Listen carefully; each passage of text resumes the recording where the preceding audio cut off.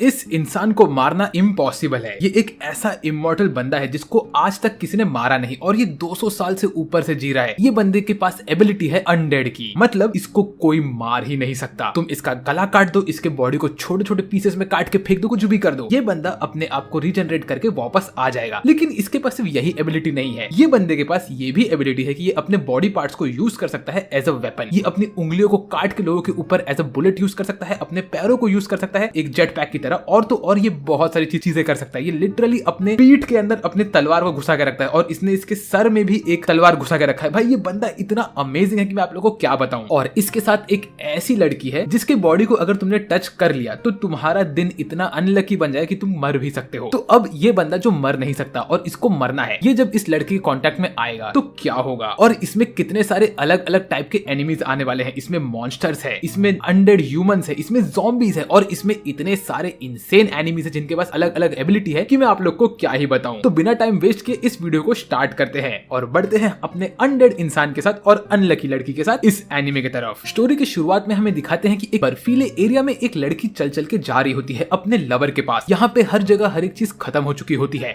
और इन लोग को दूर से एक छोटी लड़की देख रही होती है। ये लड़की जैसे जैसे अपनी जान बचा के अपने लवर के पास जाती है इस दुनिया में जहाँ पे पता नहीं क्या क्या हो रहा होता है, चीजें फट रही होती है, हर एक जगह पे आग लग रही होती है और बहुत कुछ हो रहा होता है। ये अपने लवर को पकड़ती है और उसे किस करती है और जैसे ही वो किस करती है उसे वैसे ही एक प्लेन फटता है और शायद से ये लोग खत्म हो जाते हैं। और ये होता है मे बी द एंड इनके स्टोरी का। और ये सब चीज वो छोटी बच्ची देख के एकदम से शॉक हो जाती है और उसके आंखों से आंसू गिरते होते हैं। लेकिन ये लोग अभी भी अपना किस कंटिन्यू रखते हैं इस बर्फीले एरिया में। तो वीडियो में आगे बढ़ने से पहले मैं आपको एक अमेजिंग चीज के बारे में बताना चाहता हूँ और इसका नाम है खेलो एक्स। अब ये क्या है, इसमें आपको डेली कैशबैक मिलने वाला है, वीकली लॉगिन बोनस मिलेगा और उसके साथ साथ आप इसमें फ्री में स्ट्रीम कर सकते हो बगैर किसी सब्सक्रिप्शन के आपके लाइव मैचेस। और तो और इसमें कोई भी हिडन फीस नहीं है, प्लस आप साइन अप करोगे तो वो भी एकदम से फ्री है। इसके अंदर आपको ज्वाइनिंग बोनस मिलने वाला है और उसके साथ साथ बहुत सारे फ्री के स्पिन्स भी मिलने वाले हैं। खेलो एक्स लिटरली एक गेमिंग का अड्डा है, वो भी देसी गेमिंग वाइब्स के साथ। इसमें आपको लॉयल्टी पॉइंट्स मिलेंगे, आपको लाइव क्रिकेट के स्कोर्स मालूम पड़ेंगे और अभी तो आईपीएल भी आ रहा है भाई, तो खेलो एक्स को जाके चेकआउट कर लो। और तो और आप इसमें रियल मनी कमा सकते हो आपके गेमिंग स्किल के साथ। आप आपके फेवरेट स्पोर्ट्स में जा सकते हो और तो और इनके पास हजारों गेम्स है इसके अंदर। लिटरली ये एक गेमिंग धमाका है। और आप लोग को क्या सपोर्ट की चिंता हो रही है? नहीं नहीं नहीं, टेंशन मत लो। खेलो एक्स के पास लिटरली 24/7 सपोर्ट का बैकअप है, जो कि उनका टोल फ्री नंबर भी आपको मिल जाएगा और उनका रिजोल्यूशन भी बहुत क्विक होता है। और तो और जो आपको पेमेंट्स मिलेंगे वो आप लिटरली यूपीआई के या तो नेट बैंकिंग या तो कैश ऑन डिलीवरी के साथ भी ले सकते हो। ई वॉलेट जैसे कि पेटीएम हो गया, फोन पे हो गया, जीपे हो गया, इन सबको भी आप यूज कर सकते हो। और खेलो एक्स सिर्फ एक वेबसाइट नहीं है, ये देसी गेमिंग का अड्डा है और इसमें अनलिमिटेड रिवॉर्ड्स मिलने वाले हैं आप लोग को। मैंने मेरा डिस्क्रिप्शन में लिंक देके रख दिया है इस चीज का, तो जाओ इसे चेकआउट करो क्योंकि ये इंडिया का नंबर 1 साइट है गेमिंग के लिए और ये बहुत ट्रस्टेड भी है। तो आप लोग जाना है उसके अंदर और मजे करने हैं और आईपीएल तो आ ही रहा है, तो जाओ इसे चेकआउट तो कर लो यार। और अब बढ़ते हैं हमारे वीडियो की तरफ। तभी हमें अगले सीन में मालूम पड़ता है कि असल में ये एक स्टोरी था जो हमारी मेन फीमेल कैरेक्टर पढ़ रही थी और वो कहती है कि चलो अच्छा है, अब मेरा ये स्टोरी कंप्लीट हो गया तो मैं अपनी जिंदगी को एंड कर सकती हूँ। आखिर मेरी जिंदगी में असली रोमांस तो कभी आ ही नहीं सकता। ऐसा बोल के वो एक बिल्डिंग के ऊपर खड़ी होती है, अपने आंखों से आंसू बहा रही होती है और रेडी होती है जंप मारने के लिए नीचे ट्रेन स्टेशन पे। लेकिन उसी वक्त यहाँ पे हमारा मेन हीरो स्माइल करता है और बोलता है, हाँ तुम कर क्या रही हो लड़की? ये बंदा लिटरली यहाँ पे पॉटी करने वाले पोजीशन में बैठा है और जूस पी रहा है और ये एक सुंदर लड़की को देख रहा है। आई मीन ब्रो, इतना बैडएस नहीं होते हैं यार, तुम अभी पॉटी कर रहे हो, जूस पी रहे हो, क्या कर रहे हो? उसी वक्त लड़की इस लड़के को बोलती है कि अगर तुम मेरे पास आए और तुमने मेरी बॉडी को टच किया तो तुम्हारा नसीब एकदम से खराब हो जाए, तुम मर भी सकते हो, तुम्हें कोई अजीब सी बीमारी पड़ सकती है और कुछ भी हो सकता है। लेकिन जैसे ही हमारा ये बंदा ये सब सुनता है तो बोलता है, अच्छा अगर मैंने तुम्हें छू लिया तो ऐसा होगा। ऐसा बोल के चल के इसके पास आता है और इसके चाकू को अपने सीने में धंसा लेता है। ये देख के लड़की बड़ी कंफ्यूज होती है, बोलती है ये क्या हुआ? और ये बंदा अपने मुंह से खून निकालता है, बट ये बोलता है देखो मुझे कुछ नहीं हुआ। ऐसा बोल के इस लड़की का मुंह पकड़ता है और बोलता है कि अच्छा तो तुम्हारी बॉडी को टच करने से मुझे बहुत कुछ होगा है ना। ऐसा बोल के वो उस लड़की को यहाँ से बाहर निकाल के दूसरा डॉक्टर बोलता है ओह यस, मैं इसी का तो इंतजार कर रहा था। और अब तक इस बंदे के सीने में वो चाकू घुसा हुआ है भाई, खून निकला है बंदे को। उतने में ये पत्थर टूटता है और ये बंदा नीचे ट्रेन के ऊपर गिरता है। और ये सब देख के लड़की बोलती है ओह नो प्लीज मुझे माफ कर दो, मेरे वजह से तुम्हारी जान चली गई। लेकिन उसी वक्त हमारा हीरो पीछे से खून निकाल के ऊपर आता है अपने मुंडी को फेंक कर, बोलता है ओए तो तूने झूठ नहीं कहा था, मैं अब समझ गया कि मैं अगर तुझे टच करूंगा तो मेरे साथ बहुत सारी अनलकी चीजें होगी। ऐसा बोल के ये लिटरली अपने मुंडी में से खून बाहर फेंक के अपने आप को हवा में उड़ाता जाता है और अपने कटे हुए मुंडी में से ये अपने वर्टिब्रल कॉलम को बाहर निकाल के उसमें से अपनी हड्डी और बाकी सब चीजों को रीजनरेट करता है। भाई ये इंसान मुझे बहुत पसंद आ गया।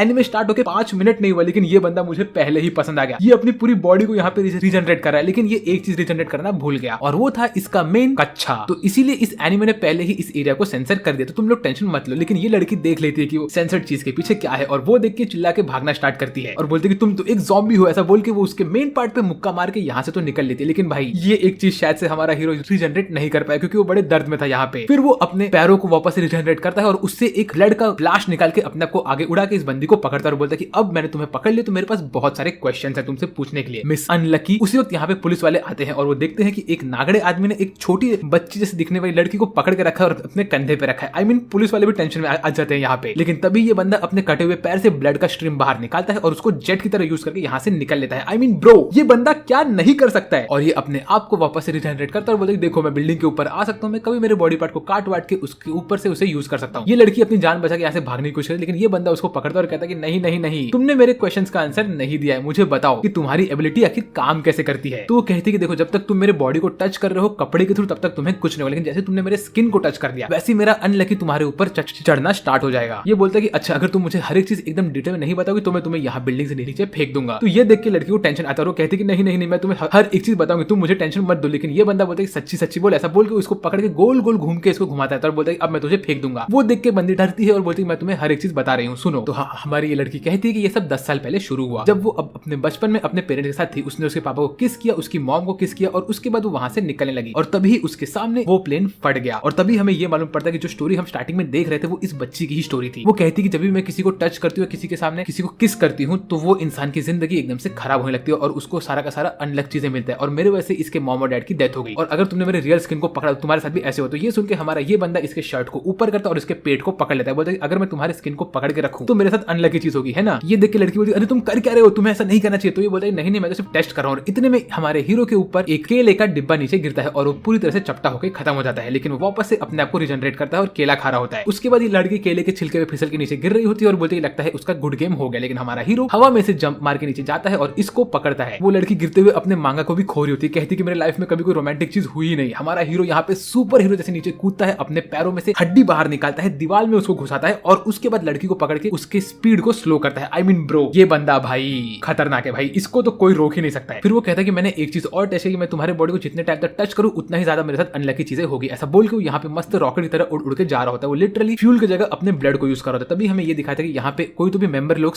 इनकी बात सुन रहे होते हैं और इनके ऊपर अटैक करने के लिए आगे बढ़ते हैं। हमें अगले सीन में दिखाते हैं ये लोग एक वीरान बिल्डिंग में घुसे होते हैं और वहां पे हमारा हीरो बोलता है कि अगर मैं तुम्हारे पूरे बॉडी को एक साथ टच करूं तो मेरे साथ क्या होगा, मुझे ये देखना है। ऐसा बोल के वो इस लड़की का पीछा कर रहा होता है और इस लड़की के टक लेकर टोपी निकाल लेता है। और तब हमें ये मालूम पड़ता है कि इस लड़की के बाल बहुत ही लंबे होते हैं। आई मीन इसके हाइट के भी 3 गुना लंबे इसके बाल होते हैं। इस तरह इस सीन में देखो कितनी प्यारी दिख रही है। और तभी वो रोना स्टार्ट करती है, बोलते कि नहीं तुमने मेरे बाल देख लिए, मैं मेरे बाल कभी काट नहीं पाई क्योंकि कोई मुझे टच ही नहीं कर पाता था, इसीलिए मेरे बाल इतने बड़े हो चुके हैं। तो ये सब देख के हमारा हीरो बोलता है कि ऐसी बात है। ऐसा बोल के वो इसके पास जाता है, इसके फेस को टच करता है और बोलता है कि मैं तुम्हारे बाल काटूंगा। ऐसा बोल के वो इसके बाल काटना स्टार्ट करता है। बोलता है कि जब तक मैं तुम्हें टच कर रहा हूं तब तक मेरे साथ कुछ अनलकी चीज नहीं होगा, जैसे मैं तुम्हें छोड़ूंगा वैसे होगा ना, ठीक है तो तुम मुझे तुम्हारे बाल काटने दो। ऐसा बोल के वो इसका मस्त बाल काटता है और इसको दिखाता है कि देखो तुम कैसी दिख रही हो। और ये बंदी छोटे बाल के साथ भी बहुत अच्छी दिखती है, ये बहुत खुश होती है और हमारा हीरो इसको छोड़ता है। बोलता है कि ठीक है अब मैंने तुम्हें 15 मिनट तक टच किया था तो अब मैं देखूं मेरे साथ क्या होने वाला है। और उतने में अगले ही सीन में हमारे हीरो का मुंडा कट जाता है। आई मीन ब्रो ये सीन बहुत बैडएस था। और तभी यहाँ पे एंट्री होती है हमारे विलन्स की और हमारे विलन यहाँ पे आके कहते हैं कि मिस अनलक आपसे मिलकर मुझे बहुत अच्छा लगा लेकिन आपने आपका गार्ड डाउन कर दिया। ऐसा बोल के वो हमारे हीरो का मुंडा पकड़ते हैं और उसको एक डिब्बे में बंद करते हैं और बोलते हैं कि अब इस डिब्बे के अंदर से तुम्हारा हीरो रिजनरेट नहीं होगा। और एक चीज तुम्हें हम अभी पकड़ के लेके जाएंगे हमारे इन्वेस्टिगेशन वाले एरिया में क्योंकि हम लोग हैं निगेटर्स और निगेटर्स क्या होता है ये तुम्हें बहुत टाइम बाद मालूम पड़ ही जाएगा। और मुझे ये भी पता है कि तुम तुम्हारा एबिलिटी यूज नहीं कर सकती जब तक मैं तुम्हारे स्किन को टच नहीं कर रहा, इसीलिए मैंने ग्लव्स पहन रखे हैं। और तुम्हारी एबिलिटी कोई भी यूज कर सकता है किसी का भी मर्डर करने के लिए, इसीलिए तुम हमारे साथ चलो। और तुम्हारा ये बंदा भी कैप्चर हो चुका है तो अब कुछ नहीं होगा। वो कहती है कि तुम लोग मेरे साथ ऐसा नहीं कर सकते, वो ज़ॉम्बी मुझे बचाने के लिए आएगा। और तभी हमें ये दिखाते हैं कि लड़की बहुत रो रही होती है और ये बंदे ने उसका मुंह पकड़ के रखा होता है, लिटरली एक रसगुल्ले की तरह दिख रही होती है। और उतने में यहाँ पे जो बंदे ने हमारे हीरो को पकड़ के रखा होता है डिब्बे के अंदर, उसके ऊपर बिजली गिरती है और वो बंदा वहां पे खत्म होता है और इसी के साथ साथ वो डिब्बा भी खुलता है। तो इसका यही मतलब है कि हमारा हीरो यहाँ पे आने वाला है। और ये बिजली आखिर गिरी कैसे? वेल ये बिजली इसीलिए गिरी क्योंकि हमारी जो बंदी थी उसने उसका अनलक इसके ऊपर डाल दिया। और कैसे डाला मैं आपको बताता हूँ। उसने अपना अनलक इसके ऊपर इसीलिए डाला क्योंकि हमारा जो अनलक था वो हमारे हीरो के ऊपर था और हीरो का मुंडी उस डिब्बे के अंदर बंद था। तो असल में बिजली गिरी थी हमारे हीरो के ऊपर, लेकिन वो बंदे ने हीरो को पकड़ के रखा था, इसीलिए वो बिजली उस बंदे के ऊपर गिरी। और इतने में हमारा हीरो उस खाई में से निकलता है रीजनरेट होकर और रेडी होता है इनके ऊपर हमला करने के लिए। वो अपने पूरे बॉडी को रीजनरेट करता है और ये सीन बहुत अमेजिंग होता है। फिर वो अपने टकले में से वो स्वॉर्ड का पीस बाहर निकालता है और उसके बाल बड़े हो जाते हैं और वो कहता है कि मैंने इतने सालों की मेरी पूरी एक्सपीरियंस को मेरे दिमाग में बंद करके रखा था और अब मैं उसको एक साथ बाहर निकालूंगा। ऐसा बोल के वो नीचे आता है और इतना खून ये सब गिराता है जमीन पर, सबके ऊपर धड़ाधड़ हमला करके सबको काट रहा होता है। वो लिटरली अपने स्वॉर्ड से, अपने पैर से, अपने हाथों से एक एक इंसान को काट काट के फेंक रहा था और उसकी बॉडी यहाँ पे रीजनरेट भी हो रही होती है। वो लिटरली एकदम बैड एस बंदा दिख रहा होता है। बाय द वे ये वीडियो मैंने कितनी बार बैड एस बोला ये आप लोग को काउंट रखना पड़ेगा। देखते हैं कि कौन सही से बताता है कि मैंने कितनी बार बैड एस बोला है। कौन सा वर्ड? Bad S. ठीक है, चलिए आगे बढ़ते हैं। इसके बाद हमारा हीरो वापस से अपने उस ब्लेड के टुकड़े को अपने सर में डालता है और उसके बाल और मुंडी वापस से नॉर्मल हो जाते हैं। हमारे हीरो को देख के लड़की बहुत खुश होती है, बोलती है ज़ॉम्बी तुम ठीक हो, मैं कितनी खुश हूँ। और तभी हमारा हीरो आगे बढ़ के आता है और कहता है कि ओए उस लड़की को छोड़ दे। लेकिन ये गुंडा हमारी लड़की के गले पे अपना तलवार रखता है और कहता है कि मुझे पता है कि तुम अपने आप को रीजनरेट कर सकते हो, लेकिन ये नहीं। इस वक्त हमारा हीरो अपने उंगली के खून से एक तलवार को हवा में ऊपर नीचे कर रहा होता है। फिर वो इतने टाइम में अपना गला काटता है और बोलता है ठीक है तुम मेरा सर रख लो और इसको छोड़ दो। ऐसा बोल के वो अपने सर को अपने हाथ में पकड़ता है और बोलता है कि अभी ये सब हो चुका है, मुझे पता है कि लड़की मुझे बचा ही लेगी। इतने में ये लड़की उस बंदे के पेट पे अपना टकला मारती है और भाग भाग के जाती है और हमारे हीरो के कटे हुए मुंडी को एक किस करती है और कहती है कि अब तुम्हारे ऊपर सबसे बड़ा अनलक आएगा। और ये मुंडी उड़ के जाता है हमारे इस गुंडे के हाथ में और लड़की कहती है कि अब तो तुम फंस गए क्योंकि मेरा सबसे बड़ा अनलक अभी गिरने ही वाला है। और उसी वक्त हमारा हीरो अपने बॉडी को रीजनरेट करता है और लड़की यहाँ से भाग रही होती है। हमारा हीरो लिटरली अपने हाथ को, हड्डियों को इस आदमी के मुंडी के अंदर घुसेड़ता है और ये बंदा अपने तलवार से हमारे हीरो को भी भोग देता है। और उसके बाद हमें ये मालूम पड़ता है कि हमारे हीरो ने इसका मुंडा दबाया होता है और तभी आसमान से एक लिटरली मीटियोर नीचे गिरता है। भाई ये एक मिसाइल नीचे गिरा और ये पूरी एरिया फट जाती है। भाई इस बंदी का अनलक कितना खतरनाक है। इसके बाद जब यहाँ पे धुआं सब हटता है तभी हमारा हीरो धुएं में से बाहर चल के आता है और बोलता है कि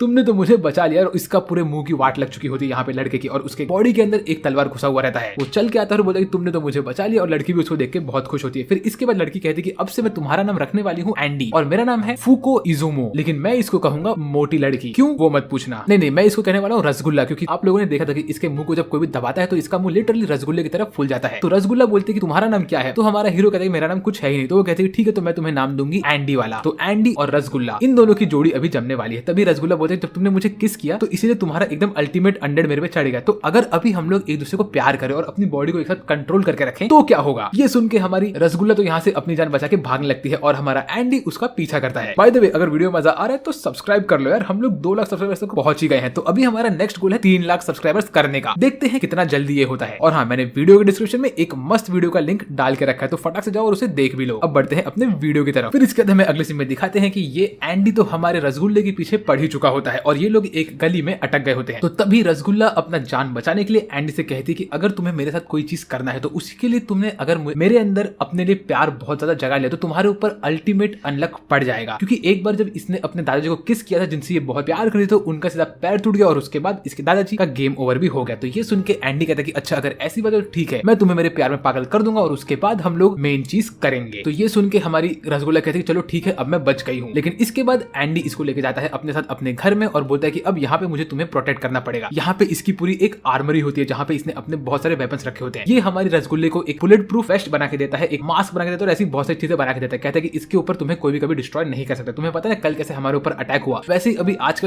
हमारे ऊपर हमेशा अटैक होने वाला है क्योंकि हम लोग हैं दी अनक्लैन के लोग। ये वो लोग होते हैं जिनके ऊपर दुनिया वाले हमला करते हैं और उन लोग का नाम है निगेटर्स। निगेटर्स वो लोग होते हैं जो लोग एक सीट पे बैठे और उनके पास हमारे जैसे सेम टू सेम एबिलिटीज होती है जो कि हमसे थोड़ी अलग होगी लेकिन कोई ना कोई स्पेशल एबिलिटी उनके पास भी होती है। तो वो लोग हमें मारने के लिए निकलते हैं क्योंकि उन लोग को हमारे बारे में कुछ पता नहीं है। तो इसीलिए जिंदगी भर हमें अपनी जान बचा के यहाँ से भागते रहना पड़ेगा। और अगर उन्होंने तुम्हें पकड़ लिया तो वो लोग तुम्हारी उंगली काट के चेक करेंगे कि अगर वो तुम्हारी कटी हुई उंगली से भी किसी के ऊपर अनलक मार सकते हैं कि नहीं और वो तुम्हें टॉर्चर करते रहेंगे। मैं एक बार खुद फंस चुका हूँ। फिर इसके बाद हमें अगले सीन में दिखाते हैं कि एंडी हमारे रसगुल्ले को लेके जाता है अपने बाइक पे और रसगुल्ला यहाँ पे टेंशन में बैठी होती है। ये लोग मस्त एक हाईवे पे ब्रिज पे मस्त चल के जा रहे होते हैं। एंडी लिटरली अपने पैर से बाइक चला रहा होता है। भाई ये बंदा इतना कूल है ना, मैं क्या बताऊं आप लोग को यार। और यहाँ पे हमारी रसगुल्ला अपने एकदम टेंशन में होती है, कहती है कि मेरे को लग रहा है कि मुझे बहुत डर लग रहा है, मैं क्या करूं, मुझे कुछ समझ नहीं आ रहा। तो एंडी बोलता है तुम टेंशन मत लो, तुम्हें जिंदा रखने की जिम्मेदारी मेरी है, बस तुम मेरे प्यार में पागल हो जाओ। और इतने में इनके ऊपर पहला हमला होता है क्योंकि आसमान कटता है और उसमें से डायमेंशन ब्रेक करके निकलते हैं पहले 2 लोग। पहला जो बंदा होता है उसका नाम होता है द बिग मशीन बॉय और ये होता है यूनियन से। यूनियन वो गैंग है जो इनके ऊपर हमला करने के लिए आती है। पहला मुक्का मार के इनके बाइक को तोड़ देता है और हमारी जो रसगुल्ला होती है वो दूर जाके गिरती है और एंडी के तो भाई हाथ पैर अंजर पंजर सब टूट चुके होते हैं। रसगुल्ला भाग रही होती है एंडी के पास लेकिन वो उल्टी भाग के जाती है मिस्टर ब्लू बॉय के पास। ये मिस्टर ब्लू बॉय तो भाई क्या मस्त दिखता है यार, इसको देखो आप लोग, इसकी बॉडी क्या मस्त है। और ये बोलती है कि मैं इसके पास कैसे आ गई और ये मिस्टर जो ब्लू ब्लू बॉय होता है वो यहाँ पे हमारी रसगुल्ले को भागने ही नहीं देता है और रोबोट बॉय यहाँ पे खड़ा होकर हमारे एंडी से लड़ने के लिए रेडी होता है। एंडी अपने बॉडी को आधे में काट के अपने तलवार से उस पर हमला करता है, लेकिन रोबोट बॉय उसको रोक देता है। मीनवाइल ब्लू बॉय ने हमारी रसगुल्ले को अपने पास पकड़ के ही रखा होता है और रोबोट बॉय हमारे एंडी को एक मुक्का मार के दूर फेंकता है। रोबोट बॉय मस्त मोटा टाई पहन के चल के आ रहा होता है और तभी हमारी रसगुल्ला कहती है कि देखो एंडी, ये बंदे ने हमारे मूवमेंट को रोक के रखा है, इसके पास वाली एबिलिटी है। फिर हमारा एंडी चल के जाता है रोबोट बॉय के पास और उसको एक मुक्का मारता है। वो मुक्का इतना पावरफुल होता है कि हमारे एंडी का ही हाथ टूट जाता है। वो अपने हाथ को रीजनरेट करता है और रेडी होता है लड़ने के लिए। फिर यहाँ पे रोबोट बॉय और एंडी के बीच में मुक्काबाजी चल रही होती है और ब्लू बॉय और हमारी रसगुल्ला ये सब चीज को दूर से देख रहे होते हैं। फिर तभी हमारा जो ये ब्लू बॉय होता है वो हमारी एंडी को हर एक चीज के बारे में बताता है, आई मीन रसगुल्ला को। वो कहता है कि देखो, हम लोग निगेटर्स जो लोग होते हैं वो लोग तुम जैसे अनवाय लोगों को पकड़ते हैं जिनके पास कोई नई एबिलिटी होती है और तुम्हें मारते हैं। हम लोग भी तुम्हारी तरह है, लेकिन हम लोग के ऊपर कोई भी हंटिंग क्यों नहीं कर रहा है, क्योंकि हम लोगों ने गवर्नमेंट को ज्वाइन करके रखा है और गवर्नमेंट सिर्फ 10 लोग को ही अपने पास रखती है। तो इस वक्त सारे के सारे सीट भर चुके हैं। तो ये सुन के हमारे रसगुल्ले के दिमाग में एक आइडिया आता है। मीनवाइल यहाँ पे एंडी का मुंडा उड़ चुका होता है। इतने में एंडी को हराने के बाद मिस्टर रोबोट बॉय जाता है हमारे रसगुल्ले के पास उसको मारने के लिए, लेकिन एंडी उसी वक्त अपने बॉडी को रीजनरेट करता है, रसगुल्ले को पकड़ता है और उसको लेके वहां से निकलता है। बोलता है कि तुम टेंशन मत लो, मैं तुम्हें हमारे पास हमेशा के लिए रखूंगा, तुम और मैं साथ में ही रहेंगे। फिर ये सुन के हमारी रसगुल्ला अपना ग्लव बाहर निकालती है, एंडी को टच करते और बोलती है गुड लक, मैं तुम्हें मेरा अनलक दे रही हूँ। ऐसा बोल के वो यहाँ से निकल लेती है और एंडी मस्त चल के जाता है मिस्टर रोबोट बॉय के पास और वो बोलता है कि तुम मेरे प्यार में एक दिन पागल हो ही जाओगे। तभी हमारी रसगुल्ला कहती है नहीं, मैं तुम्हारे प्यार में कभी पागल नहीं होंगी। इतने में ऊपर से ब्रिज टूटता है और उसमें से एक ट्रक नीचे आके उड़ता है और वो रसगुल्ले के आगे जाता है और हमारे एंडी को और तो और रोबोट बॉय को तोड़ देता है। मीनवाइल हमारा ब्लू बॉय भी उनके साथ होता है। तो एंडी अपने पैरों को यूज करता है एज अ जेट और यहाँ पे उड़ के एक बिल्डिंग के अंदर जा रहा होता है। रोबोट बॉय उसका पीछा कर रहा होता है और फिर रोबोट बॉय एक मुक्का मारता है और तभी हमें ये मालूम पड़ता है कि एंडी सब चीज के बारे में सोच रहा था। तभी उसको समझता है कि रोबोट बॉय की जो पावर है वो है अनअवॉइडेबल, मतलब तुम लिटरली रोबोट बॉय के अटैक को अवॉइड नहीं कर सकते। मिस्टर ब्लू और रोबोट बॉय यहाँ पे चल रहे होते हैं इस बेसमेंट के अंदर और ढूंढ रहे होते हैं एंडी को। मीनवाइल एंडी यहाँ पे अपने हाथ को काट रहा होता है। तभी वो देखता है कि उसके सामने बहुत सारे डायनामाइट लगे होते हैं जो कि इस पूरे ब्रिज को तोड़ने वाले होते हैं और लिटरली डायनामाइट फुटता और ये पूरी बिल्डिंग टूट के नीचे गिर जाती है, जिसके अंदर से हमारा रोबोट बॉय तो मस्त उठ के आता है बाहर और बोलता है कि ओए तुम लोग कहाँ पे हो। ऐसा बोल के वो हमारे एंडी के टूटे हुए हाथ को खींच के बाहर लेके आता है। मीनवाइल हमें ये मालूम पड़ता है कि सिर्फ एंडी का हाथ होता है। एंडी यहाँ पे लिटरली अपने नए वाले हाथ को रीजनरेट करता है और उससे बंदूक बना के इस बंदे को मुक्का मारता है और कहता है कि ओए मिस्टर अनअवॉइडेबल, देखो मेरे बारे में पता ही नहीं है, मेरे जो बॉडी पार्ट्स है मैं उसको बुलेट की तरह भी यूज कर सकता हूँ। ऐसा बोल के वो एक गोली मारता है इस बंदे को और बोलता है कि एक चीज और, मेरे जो कटे हुए बॉडी पार्ट्स है वो 30 सेकंड बाद गायब हो जाते हैं और वापस से रीजनरेट होते हैं। इसका ये मतलब है कि अगर मैंने तेरे जो मुंडी में मेरा उंगली मारा है वो 30 सेकंड बाद फट जाएगा और उसी तरह तेरी मुंडी भी फट जाएगी। और ऐसा ही होता है, इस बंदे की मुंडी फट जाती है क्योंकि उसके अंदर एंडी का मुंडा होता है। फिर एंडी बोलता है चलो अब एक सीट तो मैंने खाली कर दी है, अभी अगर मैं ब्लू बॉय को मार दूं तो हमारे लिए 2 सीट खाली हो जाएगी, तो मैं और मेरी रसगुल्ला हम लोग ये यूनियन को ज्वाइन कर सकेंगे, है ना। तो हमारा ब्लू बॉय बोलता है कि नहीं नहीं यार, तुम मुझसे फाइट मत करो, मैं तो एक जेंटलमैन हूं, मैंने तुम्हारे ऊपर हमला किया भी नहीं। लेकिन एंडी रुकता नहीं और वो इसके ऊपर राइट साइड पे हमला करता है, लेकिन गलती से वो इसके लेफ्ट साइड पे मारता है। बोलते अरे ये क्या हो गया। एंडी ने अभी भी अपना वो सेंसर्ड वाला लंगोट पहन के रखा होता है और तभी ये बोलते अरे बहुत बढ़िया। फिर एंडी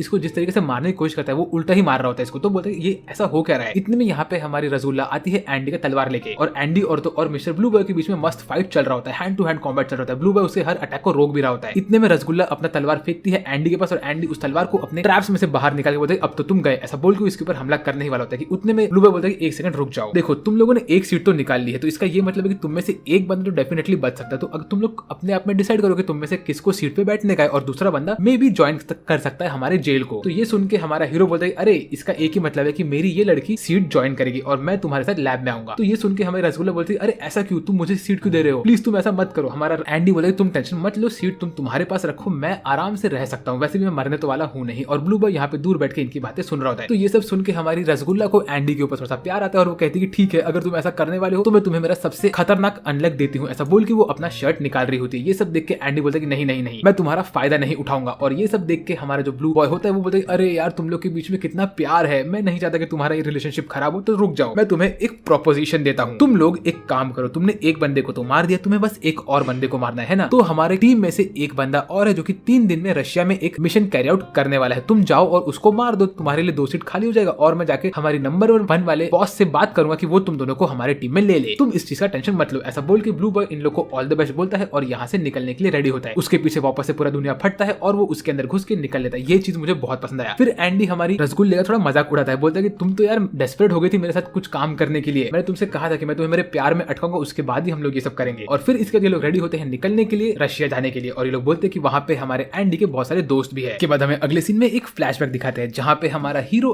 एंडी एक जेल के अंदर बंद होता है और उसके सामने एक छोटी बच्ची बैठी होती है। फिर हमें अगले सीन में दिखाते हैं कि आज का डेट होता है August 4, 2020 और कोई तो भी एक लड़की जो कि एक वैम्पायर की तरह दिखती है वो एक स्टडी कर रही होती है कहीं पे, और यहाँ पे हमारे हीरोज एक मस्त बोट में बैठ के चल के जा रहे होते हैं। ये लोग बात कर रहे होते हैं कैसे ये लोग यहाँ पे जाने वाले हैं उस ब्लू बॉय जिसका नाम शिन होता है उसकी बात सुन के अटैक करने के लिए, और हमारी रसगुल्ला अपनी जान बचा के भाग रही होती है, लेकिन एंडी ने उसके पैर पकड़ के उसको दबा के रखा होता है। कहा होता है कि नहीं तुम मुझसे बच के नहीं भाग सकते, तुम और मैं साथ में ही रहेंगे। और तभी इनके ऊपर मिसाइल से हमला होना स्टार्ट होता है। हमारा एंडी अपने जान बचा के यहाँ से निकल रहा होता है अपने बोट को भगा भगा के, लेकिन तब तक वो बोट के बाहर निकलता है, अपना हाथ बाहर निकालता है और लिटरली अपने हाथ को कटवा के ग्रेनेड अपने हाथ में पकड़ के ग्रेनेड को दूर फेंकता है उनके ऊपर। भाई ये बंदे की क्रिएटिविटी तो अलग ही लेवल पे है, और ये दोनों के दोनों शिप्स को तोड़ देता है, एरोप्लेन वाले शिप्स को ऑफ कोर्स। फिर वो कहता है कि तुमने उनके सीने पे वो एम्ब्लेम देखा था जिन्होंने हमारे ऊपर हमला किया था, हमें बस वैसे ही एम्ब्लेम वाली बंदी को या बंदे को यहाँ पे ढूंढना है और उसके ऊपर अटैक करना है। वो 10 के 10 लोग वो एम्ब्लेम पहन के रखते हैं। फिर वो कहता है कि इसे पता है कि कौन वो लोग हैं जो लोगों ने वो एम्ब्लेम लेके रखा है, और यूनियन के उसको 3 लोग के बारे में पता है। एक तो वो बंदा है जिसने ये कटाना बना के रखा है जो हमारा एंडी यूज करता है, दूसरा बंदा ये है जिसका नाम है अनब्रेकेबल, फिर दूसरा बंदा वो है कि वो एक इंजीनियर है जो कि 50 साल से अपने इंजीनियरिंग काम में लगा हुआ है, उसने अपने सीने पे एम्ब्लेम लगा रखा है, और तीसरा वो है एक ऐसी बंदी जिसने इसको पकड़ के रखा था 50 साल पहले, वो बंदी के पास इनविजिबल बैरियर्स की ताकत है। तो ये कहता है कि इन तीनों में से ही कोई एक हमें यहाँ पे मिलेगा, तो होपफुली वो बंदी यहाँ पे न हो। फिर एंडी मस्त शिप के सामने खड़ा होता है और हमारी रसगुल्ला शिप को भगा भगा के लेके जा रही होती है। फिर एंडी शिप के अंदर आता है और कहता है कि चलो अभी हम लोग हमारे मेन काम पे लगते हैं, और तभी हमारी रसगुल्ला कहती है कि देखो मेरे लिए तुम्हारे अंदर कोई भी फीलिंग्स नहीं है। मीनवेल हमें अगले सीन में दिखाते हैं कि यहाँ पे वही बंदी होती है जिसने एंडी को पकड़ के रखा होता है 50 साल पहले, और वो यहाँ पे मीटियोर्स और तोर सैटेलाइट यूज करके हमारे हीरोज के ऊपर अटैक करवा रही होती है, और वो खुश होती है कि हमारे हीरोज के ऊपर अटैक हुआ। अगले सीन में हमें दिखाते हैं कि 5 अगस्त आ चुका होता है, हमारे हीरोज पानी में डूब रहे होते हैं और एंडी ने लिटरली अपने तलवार को अपने अंदर घुसेड़ के रखा होता है। आई मीन ये बंदा कटाना अपने अंदर घुसा के रखा है भाई, और ये फिर पानी में अंदर जाके हमारी रसगुल्ला को बाहर निकालता है क्योंकि वो डूब रही होती है। फिर ये टूटे फूटे शिप के ऊपर बैठते हैं और रसगुल्ला कहती है थैंक यू सो मच तुमने मेरी जान बचाई, और उसी वक्त इन लोग के ऊपर एनिमी लोगों ने इनको पकड़ लिया होता है। तो ये लोग अपने हाथ खड़े करके उनको देख रहे होते हैं। तभी रसगुल्ला कहती है कि अब हम क्या करेंगे, तो हमारा हीरो कहता है कि तुम टेंशन मत लो, जब तुम्हें मैंने पानी से बाहर आया तो मैंने तुम्हारी पूरी बॉडी को अपने हाथ से छू लिया था, इसका ये मतलब है कि तुम्हारा अनलक मेरे ऊपर चढ़ चुका है,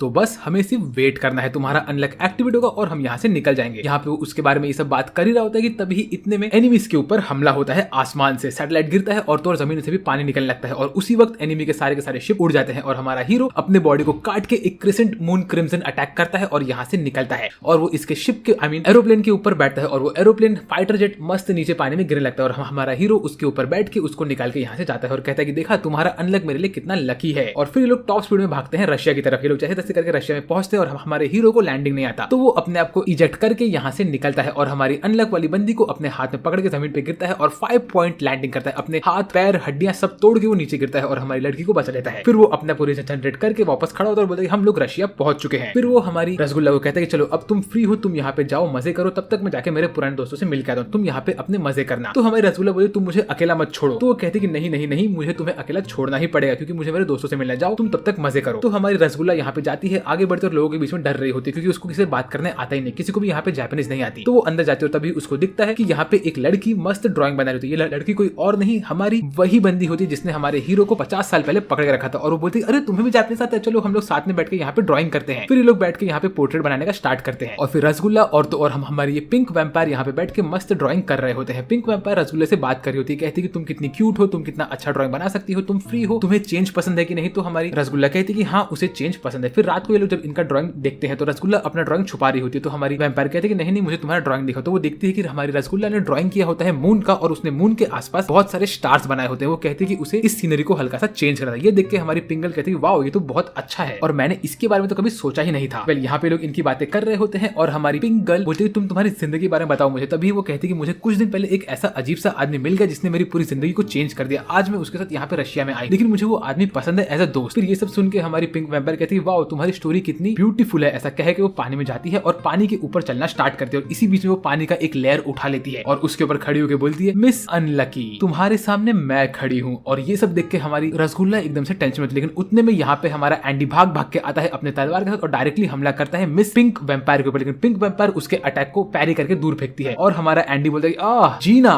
तुम कैसी हो, बहुत टाइम बाद मिल रही हो, तुमने लगता है अपने मुंह पे मेकअप बहुत लगा रखा क्योंकि तुम लिटरली पहले के जैसे दिख रही हो। और हमारा हीरो नीचे गिर के अपने आप को लैंड करके खड़ा होता है, और तभी वो कहता है कि ये बंदी कोई और नहीं, ये वही है जिसने मुझे 50 साल पहले पकड़ के रखा था, सबसे खतरनाक इनविजिबल बैरियर वाली बंदी। और फिर ये बंदी यहाँ पे पानी का एक लैडर बना के मस्त नीचे उतरती है, और ये हमारी पिंक वैम्पायर नीचे आई कहती है कि अब मैं तुम लोग के साथ फाइट करूंगी। By the way daddy dearest आप कैसे हो, ये हमारे हीरो को डैडी डियरेस्ट बोलती है, और डैडी का स्पेलिंग यहाँ पे DADDY नहीं होता है, DEADY होता है, डैड ई मतलब डेड ई, डेड मृत्यु मरा हुआ वो वाला, ठीक है कुछ गलत मत समझो तुम लोग। By the way pink girl बहुत मस्त दिखती है यार अरे इसके बाद हमें अगले सीन में दिखाते हैं कि हमारा ब्लू बॉय जिसका नाम होता है शिन, इसको मैं शिनचैन बोलने वाला हूँ, शिनचैन अपने रूम में अपनी मेड के साथ मेडिटेशन कर रहा होता है और वहां पे वो उससे बात कर रहा होता है कैसे उसने फाइट किया हमारे एंडी के साथ और वो चाहता है कि एंडी और तो और हमारी रसगुल्ला ज्वाइन करे इनके यूनियन वाले ग्रुप को। मीनवाइल हमें अगले सीन में दिखाते हैं कि एंडी और रसगुल्ला खड़े होते हैं हमारी पिंक वैम्पायर के सामने और ये सीन बहुत मस्त दिखता है इस वाटर वाले बैकग्राउंड के साथ। हम पिंक वैम्पायर भाग भाग के जाती है हमारे एंडी के पास उसको हक करने के, लेकिन एंडी उसको रोकता है, कहता है कि नहीं, तुमने मुझे 40 साल पहले फंसाया था और इसी वजह से मैं तुम्हारे झांसे में नहीं फंसने वाला हूँ। तो फिर वो कहती है 40 नहीं 50 साल पहले। और तब जब वो देखती तो उसको लगता है कि शायद से उसके बीच में एक लव ट्रायंगल बन रहा है कि हमारा एंडी और तो और रसगुल्ला ये दोनों एक दूसरे से प्यार करते हैं और हमारी पिंक वैम्पायर वो एंडी से प्यार करते हैं और इनके बीच में रसगुल्ला आ रही है। तो वो कहती है कि नहीं नहीं नहीं, एंडी तो सिर्फ मेरा है, तो तुम एंडी से दूर हो जाओ। फिर इसके बीच में इनकी थोड़ी बहुत बहस होती है जहाँ पे हमारी पिंक वैम्पायर बात करती है कि उसको एंडी पसंद है और उसको एंडी के साथ रहना है। मीनवाइल यहाँ पे वो ऊपर अपने एबिलिटी को यूज कर रही होती है। हमें ये चीज दिखाते हैं कि इनके नीचे बहुत शैडो पड़ रहा होता है, ये असल में पिंक वैम्पायर का एबिलिटी होता है और वो गुस्से में खड़ी होती है और बोलती है कि ओए रसगुल्ला, मैं तेरी आज से दुश्मन हूँ, तू और मैं अभी फाइट करेंगे क्योंकि हम में से जो जीतेगा वही एंडी को लेके जाएगा। एंडी ने मेरा दिल 50 साल पहले ही जीत लिया था। तो इसका ये मतलब है कि जो हमारी पिंक वैम्पायर है वो डेफिनेटली एक बुड्ढी है क्योंकि वो 50 साल पहले एंडी को सेट करने की कोशिश कर रही थी। फिर हमें इन लोग का फ्लैशबैक दिखाते हैं जहाँ पे वो एंडी से मिलती है जब उसने एंडी को जेल में बंद किया होता है। तभी वो कहती है कि उसको एंडी बहुत पसंद आ गया था और वो चाहती थी कि एंडी के साथ वो एक रीमैच करे और तभी उसका दिल एंडी के ऊपर आ गया और वो कहती है कि वो एंडी से बहुत प्यार करती है और एंडी कहता है कि भाई मैंने तो वो चीज मजाक में कही थी। बट उसी वक्त एंडी इस बंदी के ऊपर अपने 3-4 ग्रेनेड फेंकता है और बोलता है कि चलो कम से कम ये खत्म तो हो गए, लेकिन इससे हमारी पिंक वैम्पायर का कुछ भी नहीं होता। वो गुस्से में खड़ी होती है और बोलती है अरे तुम मेरे ऊपर हमला मत करो यार, तुम देख रहे हो मैं कितनी पावरफुल हूँ, मुझे इससे कुछ भी नहीं हुआ। ऐसा बोल के चल चल के आगे आती है। मीनवाइल एंडी उसके ऊपर एक स्टन ग्रेनेड फेंकता है और अपने स्वॉर्ड से कटाना से हमला करने के लिए आगे बढ़ता है, लेकिन ये बंदी के आसपास एक फोर्स फील्ड होता है जिसकी वजह से हमारा एंडी उस पर नहीं आ पाता और फिर हमारे एंडी को उसके अटैक से बचने के लिए अपने पैर को काट के रॉकेट यूज करके निकलना पड़ता है। और तभी हमारी रसगुल्ला कहती है तुम्हारे दोस्त कहाँ पे है? तो एंडी कहता है कि मेरे दोस्त वो सब तो पहले ही मर गए, अभी हमें इसे अकेले ही संभालना पड़ेगा। इतने में हमारी पिंक वैम्पायर अपने एबिलिटी को यूज करके इस लेक के आधे पोर्शन को हवा में उठा लेती है। फिर एंडी इसके ऊपर ग्रेनेड से हमला करता है, लेकिन ये बंदी उसके ग्रेनेड के अटैक को ऐसे ही खा लेती क्योंकि उसके सामने होता है उसका अपना ब्लेड। फिर तभी एंडी कहता है कि इस बंदी के पास जो एबिलिटी है वो इसके आसपास एक बैरियर क्रिएट करता है, ये अपने खुद के एक बैरियर के अंदर सेफ बैठी है, तो मैं इस पे अगर ग्रेनेड मारूंगा तो भी उसका कुछ असर नहीं होगा। इसको मारने के लिए हमें इसके बैरियर के अंदर घुसना पड़ेगा। फिर तभी हमारी ये पिंक वैम्पायर कहती है कि ये रसगुल्ला बची कैसे? जब ये लोग बोट में थे तभी रसगुल्ला के ऊपर इस बंदी ने अटैक करवाया था, लेकिन वो अटैक से ये बंदी बच गई। तो एंडी कहता है कि हाँ वो मेरी वजह से बची है, तुम ज्यादा शानी मत बनो। फिर ये सब सुन के हमारी पिंक वाली वैम्पायर को बहुत गुस्सा आता है क्योंकि इस वक्त एंडी हमारी रसगुल्ला से बात कर रहा होता है। फिर एंडी अपने मुंह में ग्रेनेड डालता है और खुद ही खुद को मारना स्टार्ट करता है। वो खुद के मुंडी को काट के बोलता है कि अब मैं मेरे नए अटैक को यूज करूंगा। ऐसा बोल के वो हवा में अपने मुंडी को उड़ा के उसको रीजनरेट करता है और खुद के बॉडी को फाड़ देता है, उससे उसके ब्लड के बुलेट्स हर जगह गिरते रहते हैं। फिर वो कहता है कि अब मैंने मेरे ब्लड के बुलेट को तेरे हर जगह गिरा दिया है, तो इस वजह से मुझे ये पता है कि तेरे वो अनसीन हैंड्स कहाँ पे है, क्योंकि तुम्हारी जो एबिलिटी है वो आसपास के हवा को मोल्ड करती है एक ऑब्जेक्ट में और इसी से तुम तुम्हारा बैरियर बनाती हो। अब मैं तुम्हारे बैरियर को देख सकता हूँ और क्योंकि इसके ऊपर उसका ब्लड गिरा होता है इसीलिए हमें इसका बैरियर दिखता है। फिर हमारी रसगुल्ला एंडी के मुंडी को पकड़ती है और एंडी अपने मुंडी से खुद को रीजनरेट करता है। आई मीन रसगुल्ला तो पूरी चिपकी हुई है यार इससे, और हर वक्त एंडी ने अपने बॉडी को रसगुल्ला के शर्ट के अंदर डाल के रखा है, तो इसीलिए एंडी की बॉडी रसगुल्ला के बॉडी को टच कर रही है। तो इसका ये मतलब है कि वो बार बार रसगुल्ला का अनलक अपने ऊपर लेते जा रहा है और ये सीन बहुत ब्यूटीफुल है जहाँ पे एंडी का पूरा ब्लड हर जगह पे रहता है और ये पूरा सीन एकदम रेड कलर में दिखता है। एंडी बोलता है कि तुम मेरे पूरे बॉडी को अपने बॉडी से टच करके रखो ताकि तुम्हारा और मेरा अनलक एक साथ चिपक पाए। तो हमारी रसगुल्ला अपने पूरे बॉडी को प्रेस करती है एंडी के ऊपर और फिर ये देख के हमारी पिंक वाली वैम्पायर को बहुत गुस्सा आता है। वो बोलती है कि तुम मेरे डैडी डियरेस के साथ इतना चिपक नहीं सकती, वो मेरे हैं, तुम तो एक नॉटी लड़की हो, मैं तुम्हें नहीं छोड़ूंगी। ऐसा बोल के वो गुस्सा होती है और अपने एबिलिटी को अनलीश करती है और वो कहती है कि उसकी जो एबिलिटी है उसका नाम है अनचेंज, इसकी वजह से वो कभी चेंज नहीं हो सकती, इसीलिए वो पहले भी इतनी ब्यूटीफुल थी और अभी भी इतनी ब्यूटीफुल ही है। तो ये सब देख के हमारा एंडी बोलता है कि तुझे थोड़ी गलत फैमिली हो रही है, तू ब्यूटीफुल नहीं, तू अपने बुढ़ापे को छुपा रही है मेकअप के मदद से, ठीक है, तो तू इतनी ब्यूटीफुल नहीं है। तो ये सुन के हमारी जीना जो कि हमारी पिंक वैम्पायर होती है उसको थोड़ा गुस्सा आता है और वो अपने एबिलिटी को फिर से अनलीश करे। तो एंडी उससे बचने के लिए अपने पैर को काट के रॉकेट प्रोपेलर यूज करके यहाँ वहां निकल रहा होता है। तो हमारी जीना उसके पास चल चल के आती रहती है और उसके पास हमें उसका बैरियर भी दिखता है क्योंकि उसके ऊपर ब्लड गिरा होता है। तो एंडी अपने आप को आसपास घुमा के हमारी रसगुल्ला को अपने पास लाके एकदम हक करता है और बोलता है कि अब तुम मुझे पूरी तरह से कवर कर लो ताकि मेरे ऊपर तुम्हारा सारा का सारा अनलक आ जाए और मैं उसके ऊपर जाके फिर अटैक करूंगा। ऐसा बोल के वो हमारे रसगुल्ला को पूरा चिपकाता है अपने ऊपर और खुद के बॉडी को रीजनरेट करता है और बोलता है बस ये इनफ है, अब मैं जाके उसके ऊपर हमला कर सकता हूँ। लेकिन इतने में हमारी पिंक वैम्पायर हमारे एंडी और रसगुल्ला के ऊपर लेजर बीम के अटैक करवाती है ऊपर से, क्योंकि वो इस वक्त ऊपर सैटेलाइट को भी कंट्रोल कर पा रही होती है। तो हमारे हीरोज इसको डॉज करके निकलने की कोशिश तो करते हैं, तभी हमें दिखाता है कि असल में इनके ऊपर एक शिप होता है जिसके ऊपर निगेटर्स का मार्क बना होता है। तभी हमें एक फ्लैशबैक दिखाते हैं जहां पे हमारे एंडी ने कहा होता है rasgulla I mean pink vampire से कि वो एंडी ही वो बंदा रहेगा जो पिंक वैम्पायर को मारेगा, और ये चीज पिंक वैम्पायर ने अपने दिल में लगा ली थी। तो वो चाहती है कि उसको डेथ एंडी दे, लेकिन पिंक वैम्पायर अपने गॉड स्पीड में आती है और अपने हैट को घुमा के एंडी के ऊपर हमला करने के लिए आती है। फिर उनके बीच में क्लैश होता है और ये सीन बहुत अमेजिंग होता है। एंडी अपने कटाना से इसके अटैक को रोक रहा होता है, लेकिन एंडी का मुंडा कट रहा होता है, हर जगह ब्लड निकल रहा होता है एंडी का, और हमारी रसगुल्ला अभी भी चिपकी होती है। इतने में एंडी अपना पैर काट के अपने एंगल को चेंज करता है और अटैक मार के यहाँ से दूर निकलता है। रसगुल्ला अभी भी चिपकी हुई रहती है, मतलब बहन तू कुछ और भी कर ले, आई मीन तू कुछ कर भी नहीं सकती तो ठीक ही है। फिर एंडी बोलता है चलो ठीक है, अब मैं रेडी हो चुका हूँ मेरे मेन अटैक के लिए। ऐसा बोल के वो गॉड स्पीड पे निकलता है, लेकिन उसका पैर कट जाता है। फिर भी वो अपने सुपर प्रोपेलर को यूज करके इसके अनसीन हैंड से बच बच के पूरी एरिया में घूम रहा होता है। और ये सीन बहुत अमेजिंग रहता है। लिटरली एंडी इसके हाथों के ऊपर चल रहा होता है और वो मस्त हवा में उड़ के पिंक वैम्पायर के एकदम पास में आता है और उसके पूरे अटैक को डॉज करता रहता है। वो एकदम सुपर स्पीड में निकलता है। फिर वो हवा में कूद के अपने बॉडी को वापस से काटता है और हमारी रसगुल्ला उसके स्वॉर्ड को पकड़ती है और तभी एंडी अपना पूरा ब्लड इसके शेल के ऊपर मार के इसको पूरा कवर करता है और बोलता है कि चलो अब तुम पूरी तरह से कवर हो चुकी हो। लेकिन उतने में एंडी बोलता है कि अब तुम्हारे शेल में एक छेद बन चुका है। फिर इसी मौके का फायदा उठा के हमारी रसगुल्ला एंडी के मुंडी को उठा के फेंकती है इस शेल के अंदर। और जैसे एंडी इस शेल के अंदर पहुंचता है तो वो बोलता है कि ओए मेरी प्यारी जीना, अब तुम और मैं तुम्हारे शेल के अंदर एक साथ फंसे हुए हैं। ऑफ कोर्स मैं तुम्हारे ऊपर शेल के बाहर से तो हमला नहीं कर सकता, लेकिन एक चीज है जो कि शेल के अंदर आ सकती है और वो है लाइट। और अभी तुम्हारे ऊपर अनलक वाला लाइट बेस्ड अटैक होने वाला है, तो उसका वेट करो, क्योंकि हमारे एंडी ने अपने अंदर पूरा अनलक लेके रखा होता है। और उसी वक्त ये शिप ऊपर से खुलता है और उसमें से एक प्लाज्मा बीम बाहर निकलती है जो कि हमारे पिंकी को और तो और हमारे एंडी को पूरी तरह से डिस्ट्रॉय कर देती है। ये लोग पूरी तरह से खत्म हो चुके होते हैं। फिर हमें दिखाते हैं कि बीच के पानी के पास हमारी रसगुल्ला एकदम दुखी होती है और हमें दिखाते हैं कि हमारी पिंक वैम्पायर की पूरी बॉडी डीजनरेट हो रही होती है। और फिर एंडी अपने हाथ को काट के पिंक वैम्पायर के दिल पे रखता है और बोलता है कि अब मैं तुम्हें खत्म करने वाला हूँ। और वो कहती है कि thank you so much Andy, मैं चाहती थी कि तुम ही मुझे खत्म करो। लेकिन उसी वक्त रसगुल्ला यहाँ पे आती है और इनको रोकने लगती है। तो एंडी बोलता है कि ठीक है मैं तुम्हें खत्म नहीं करा, लेकिन कुछ समय बाद तुम खुद ही मर जाओगी। तो ये सब देख के हमारी पिंक वैम्पायर कहती है कि मैं बहुत खुश हूँ कि तुमने मुझे खत्म किया एंडी, मैं तुमसे बहुत प्यार कर रही थी। ये सब देख के हमारी प्यारी रसगुल्ला को रोने को भी आता है और ये सीन एक्चुअली बहुत पेनफुल होता है, क्योंकि आप देख सकते हो कि ये पिंक वैम्पायर कितने बुरे कंडीशन में, उसके मुंह से खून निकल रहा है, उसकी पूरी फेस और स्किन यहाँ पे टूट रहा है। वो कहती है कि मैं बस चेंज चाहती थी, भले ही मैं चेंज से डरती थी, मेरा खुद का एबिलिटी अनचेंज था, लेकिन मैं चेंज चाहती थी मेरे लाइफ में, ये मैं कभी कर नहीं सकी। ऐसा बोल के वो रोती है और रोते रोते वो अपने आप को यहाँ पे सैक्रिफाइस करने वाली होती है। उसी वक्त एंडी उसका हाथ पकड़ता है और उसको किस करके कहता है कि तुम मेरे लिए हमेशा ब्यूटीफुल हो, तुम चाहे कैसी भी दिखो। फिर इसके बाद इनका एक टचिंग रियूनियन होता है, जिसके साथ ही साथ हमारी पिंक वैम्पायर यहाँ पे हमेशा हमेशा के लिए खत्म हो जाती है। इसके बाद हमें अगले सीन में दिखाते हैं कि हमारी रसगुल्ला बहुत रो रही होती है, क्योंकि उसने एक तरह से दोस्ती कर ली होती है पिंकी के साथ। मीनवाइल यहाँ पे हमें दिखाते हैं पिंकी के आखिरी मोमेंट्स की, जब वो खत्म हो रही होती है तो वो रो रही होती है। और ये सब देख के मुझे भी एक्चुअली बहुत बुरा लग रहा था यार, मैं सच बोल रहा हूँ। तभी हमें ये मालूम पड़ता है कि पिंकी ने वादा किया था हमारे एंडी के साथ कि वो मरना चाहती है तो सिर्फ एंडी की मदद से ही, और ये बात सुनकर उसे बहुत खुशी हुई थी। तो एंडी ने कहा था कि जैसे वो फ्री होगा वैसे वो पिंकी के ऊपर हमला करेगा और उसे मार देगा, क्योंकि एक तरह से पिंकी भी सफर कर रही थी। और तब एंडी बोलते चलो अभी हम लोग यहाँ पे बार में भले ही जूस पी रहे हैं, लेकिन हमें बहुत जल्दी बुलावा मिलने वाला है, क्योंकि हम लोगों ने 2 सीट खाली कर ली है। तो इनका यूनियन के 2 सीट खाली है और उसी वक्त इनके सर के ऊपर आसमान फटता है, क्योंकि ये लोग चेयर्स करने वाले होते हैं। उसमें से निकलता है एक मॉन्स्टर जो कि इन दोनों को पकड़ के लेके जाता है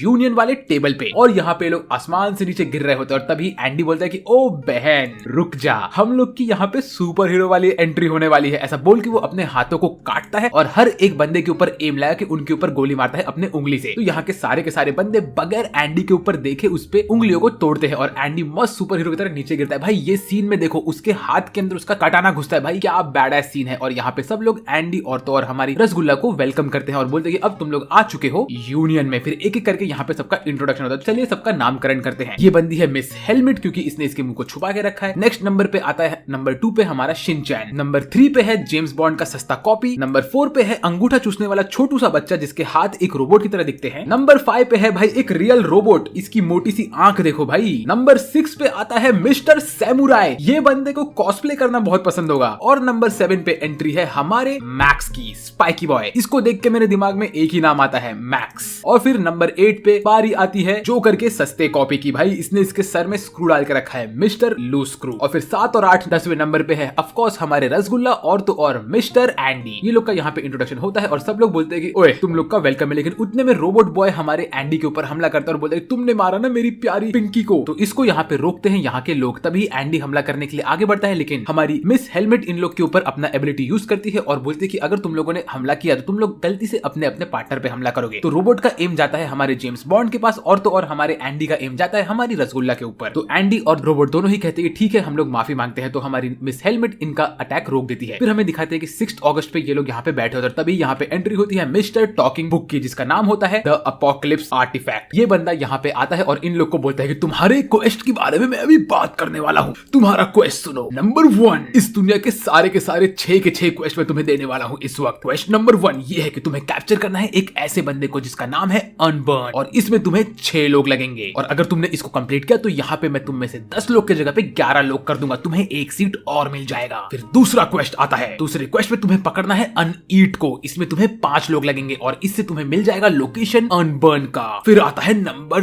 3 का क्वेस्ट, तुम्हें पकड़ना है अनलैंग्वेज को, इसमें पार्टिसिपेंट काउंट होने वाला है 1 और तुम्हें मिलेगा unification of all the languages, मतलब तुम सारे के सारे लैंग्वेज को एक साथ मिला के यूज कर सकते हो इस दुनिया में। फिर बारी आती है तुम्हारे क्वेश्चन नंबर 4 की, तुम्हें पकड़ना है अनसीन को। अनसीन ये एक ऐसा एनिमी है जो कहीं किसी को दिखता नहीं, इसमें पार्टिसिपेशन काउंट है 1 और अगर तुमने इसे पकड़ लिया तुम्हें रिवॉर्ड मिलेगा अनकॉल का, तुम्हें उसका लोकेशन मिल जाएगा। अब बारी आती है क्वेश्चन नंबर 5 की, तुम्हें पकड़ना है अनपास्ट को। ये बंदे के पास एबिलिटी है कि ये टाइम को आगे पीछे कर सकता है, पार्टिसिपेंट काउंट 3 और इसका स्पेशल रिवॉर्ड है लोकेशन आर्टिफैक्ट रिबेलियन का, तुम्हें एक नया आर्टिफैक्ट मिलेगा मेरी तरह। और अब बारी आती है 6वें वाले क्वेस्ट की, सबसे हार्डेस्ट क्वेस्ट, तुम्हें पकड़ना है अनस्पॉइल को, पार्टिसिपेंट काउंट 3 और इससे तुम्हें लोकेशन मिलेगा निगेटर अनरिपेयर का। और हाँ, तुम्हें ये सारे के सारे क्वेस्ट कंप्लीट करने हैं बहुत जल्दी, तुम्हारे पास 31 अगस्त तक का टाइम है। अगर तुमने ये सारे के सारे क्वेस्ट कंप्लीट किए तो तुम्हें रिवॉर्ड्स मिलेंगे, वरना तुम्हें भरना पड़ेगा पेनल्टी। और रिवॉर्ड में मिलने वाला है तुम्हें अन गैलेक्सी, उसका लोकेशन तुम्हें मिलेगा। अब तुम चूज करो कि तुम्हें क्या चाहिए। फिर उसी वक्त हमारी हेलमेट वाली बंदी कहती है कि ओए सस्ते जोकर, फटाक से तू इसके ऊपर एनालिसिस रन कर। तो ये बंदा एनालिसिस रन करता है और कहता है कि हम लोग पहले 3 क्वेस्ट तो बड़े आसानी से हैंडल कर सकते हैं क्योंकि उसके ऊपर हमें इन्फॉर्मेशन पहले से मिल चुका है, लेकिन हाँ, एडिशन ऑफ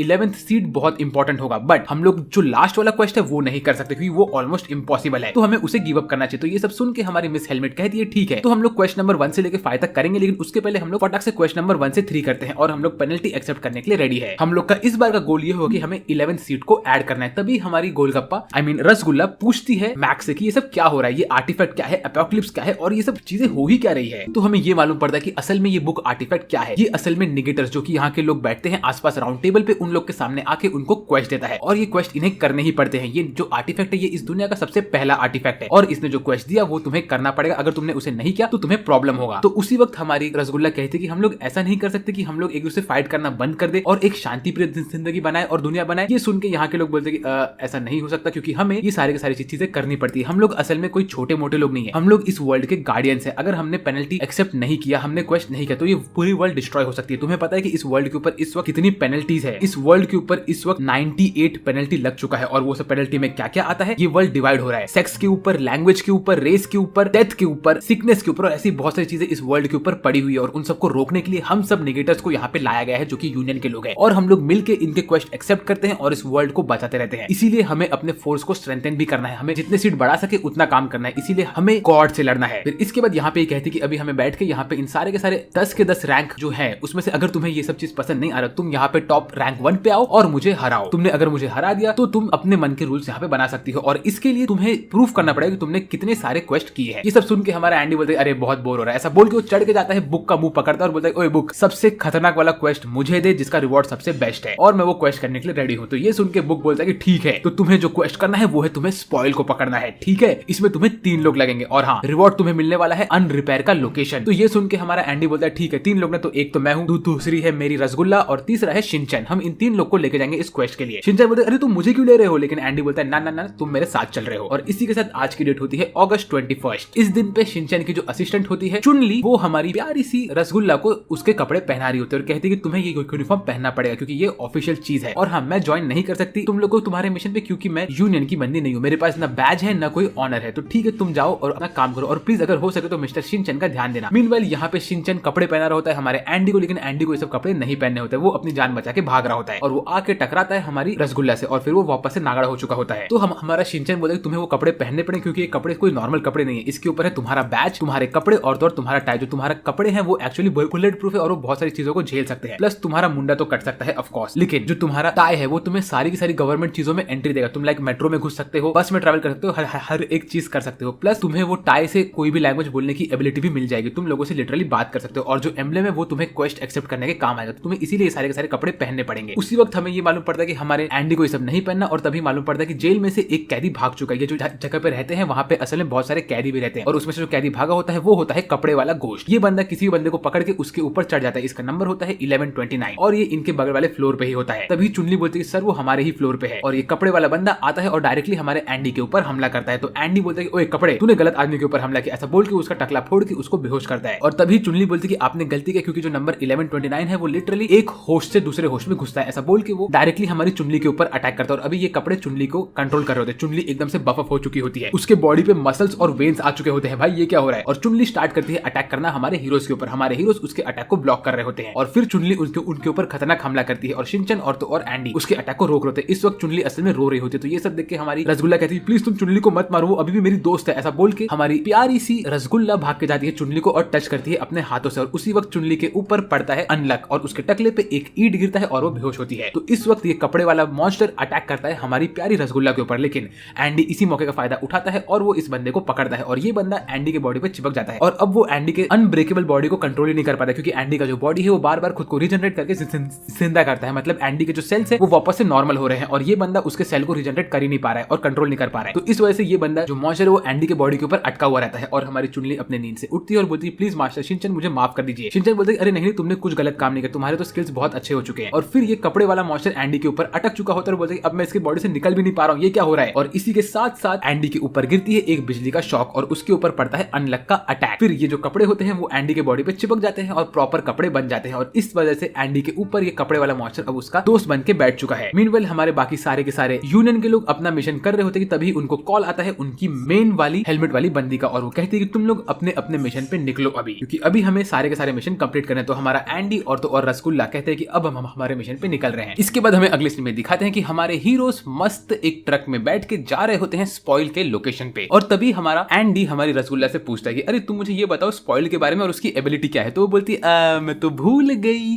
तभी वो कहता है कि बहन तुझे पेपर मिले हुए हैं उसमें सब डिटेल लिखा है वो पढ़ना। तो जब वो पेपर पढ़ती है तो हमें ये मालूम पड़ता है कि स्पॉइल जो है उसके पास ये एबिलिटी है कि वो किसी को भी एक ज़ॉम्बी में कन्वर्ट कर सकता है और उनकी पूरी बॉडी को स्पॉइल कर सकता है। वो ऐसे ही रैंडमली एक दिन टोक्यो में अपीयर हुआ था और उसने लोगों को स्पॉइल करना स्टार्ट कर दिया था। तो ये देख के वो लोग बोलते हैं कि अभी हम इस स्पॉइल वाले बंदे को कैसे पकड़ेंगे। उतने में हमें ये दिखाता है कि शिनचैन जो है वो इनके ट्रक के ऊपर बैठ के आ रहा होता है क्योंकि हमारे एंडी ने उसको पहले ही ट्रक में लेने से मना कर दिया होता है क्योंकि वो भूल चुका होता है। तो फिर हमारी रसगुल्ला बोलती है कि एंडी तुम ऐसा मत करो और वो लोग हमारे शिनचैन को अंदर ले लेते हैं। फिर ये लोग इनके रास्ते पे चल के जा रहे होते हैं। इतने में हमें ये मालूम पड़ता है कि स्पॉइल के पास ये एबिलिटी है कि वो हर एक चीज को स्पॉइल करके एकदम से डिस्ट्रॉय करता है ताकि वो कोई भी चीज हो या कोई इंसान हो वो उनकी पूरी तरह से अंदर से रॉट करके उन्हें खत्म करता है। तो हमारा शिनचैन बोलता है कि तुम टेंशन मत लो, हमारे इस बैच में हमें हर एक चीज मिलता रहेगा, हमसे बातें होती रहेगी, हमें ये मालूम पड़ा कि उसका लोकेशन कहाँ पे है। फिर ये लोग इनका जर्नी कंप्लीट करते हैं और रात के टाइम पे एक जगह पे अपना ट्रक रोक के बैठे रहते हैं। फिर रात में हमारा शिनचैन बोलता है हमारी रसगुल्ला को कि तुम टेंशन मत लो, एंडी और मैं हम लोग मिलके इस मिस्टर स्पॉइल को रोक लेंगे, तुम बस पीछे बैठ के देखती रहना क्योंकि इसमें तुम्हारा इतना हेल्प नहीं रहेगा और अगर हमने इसको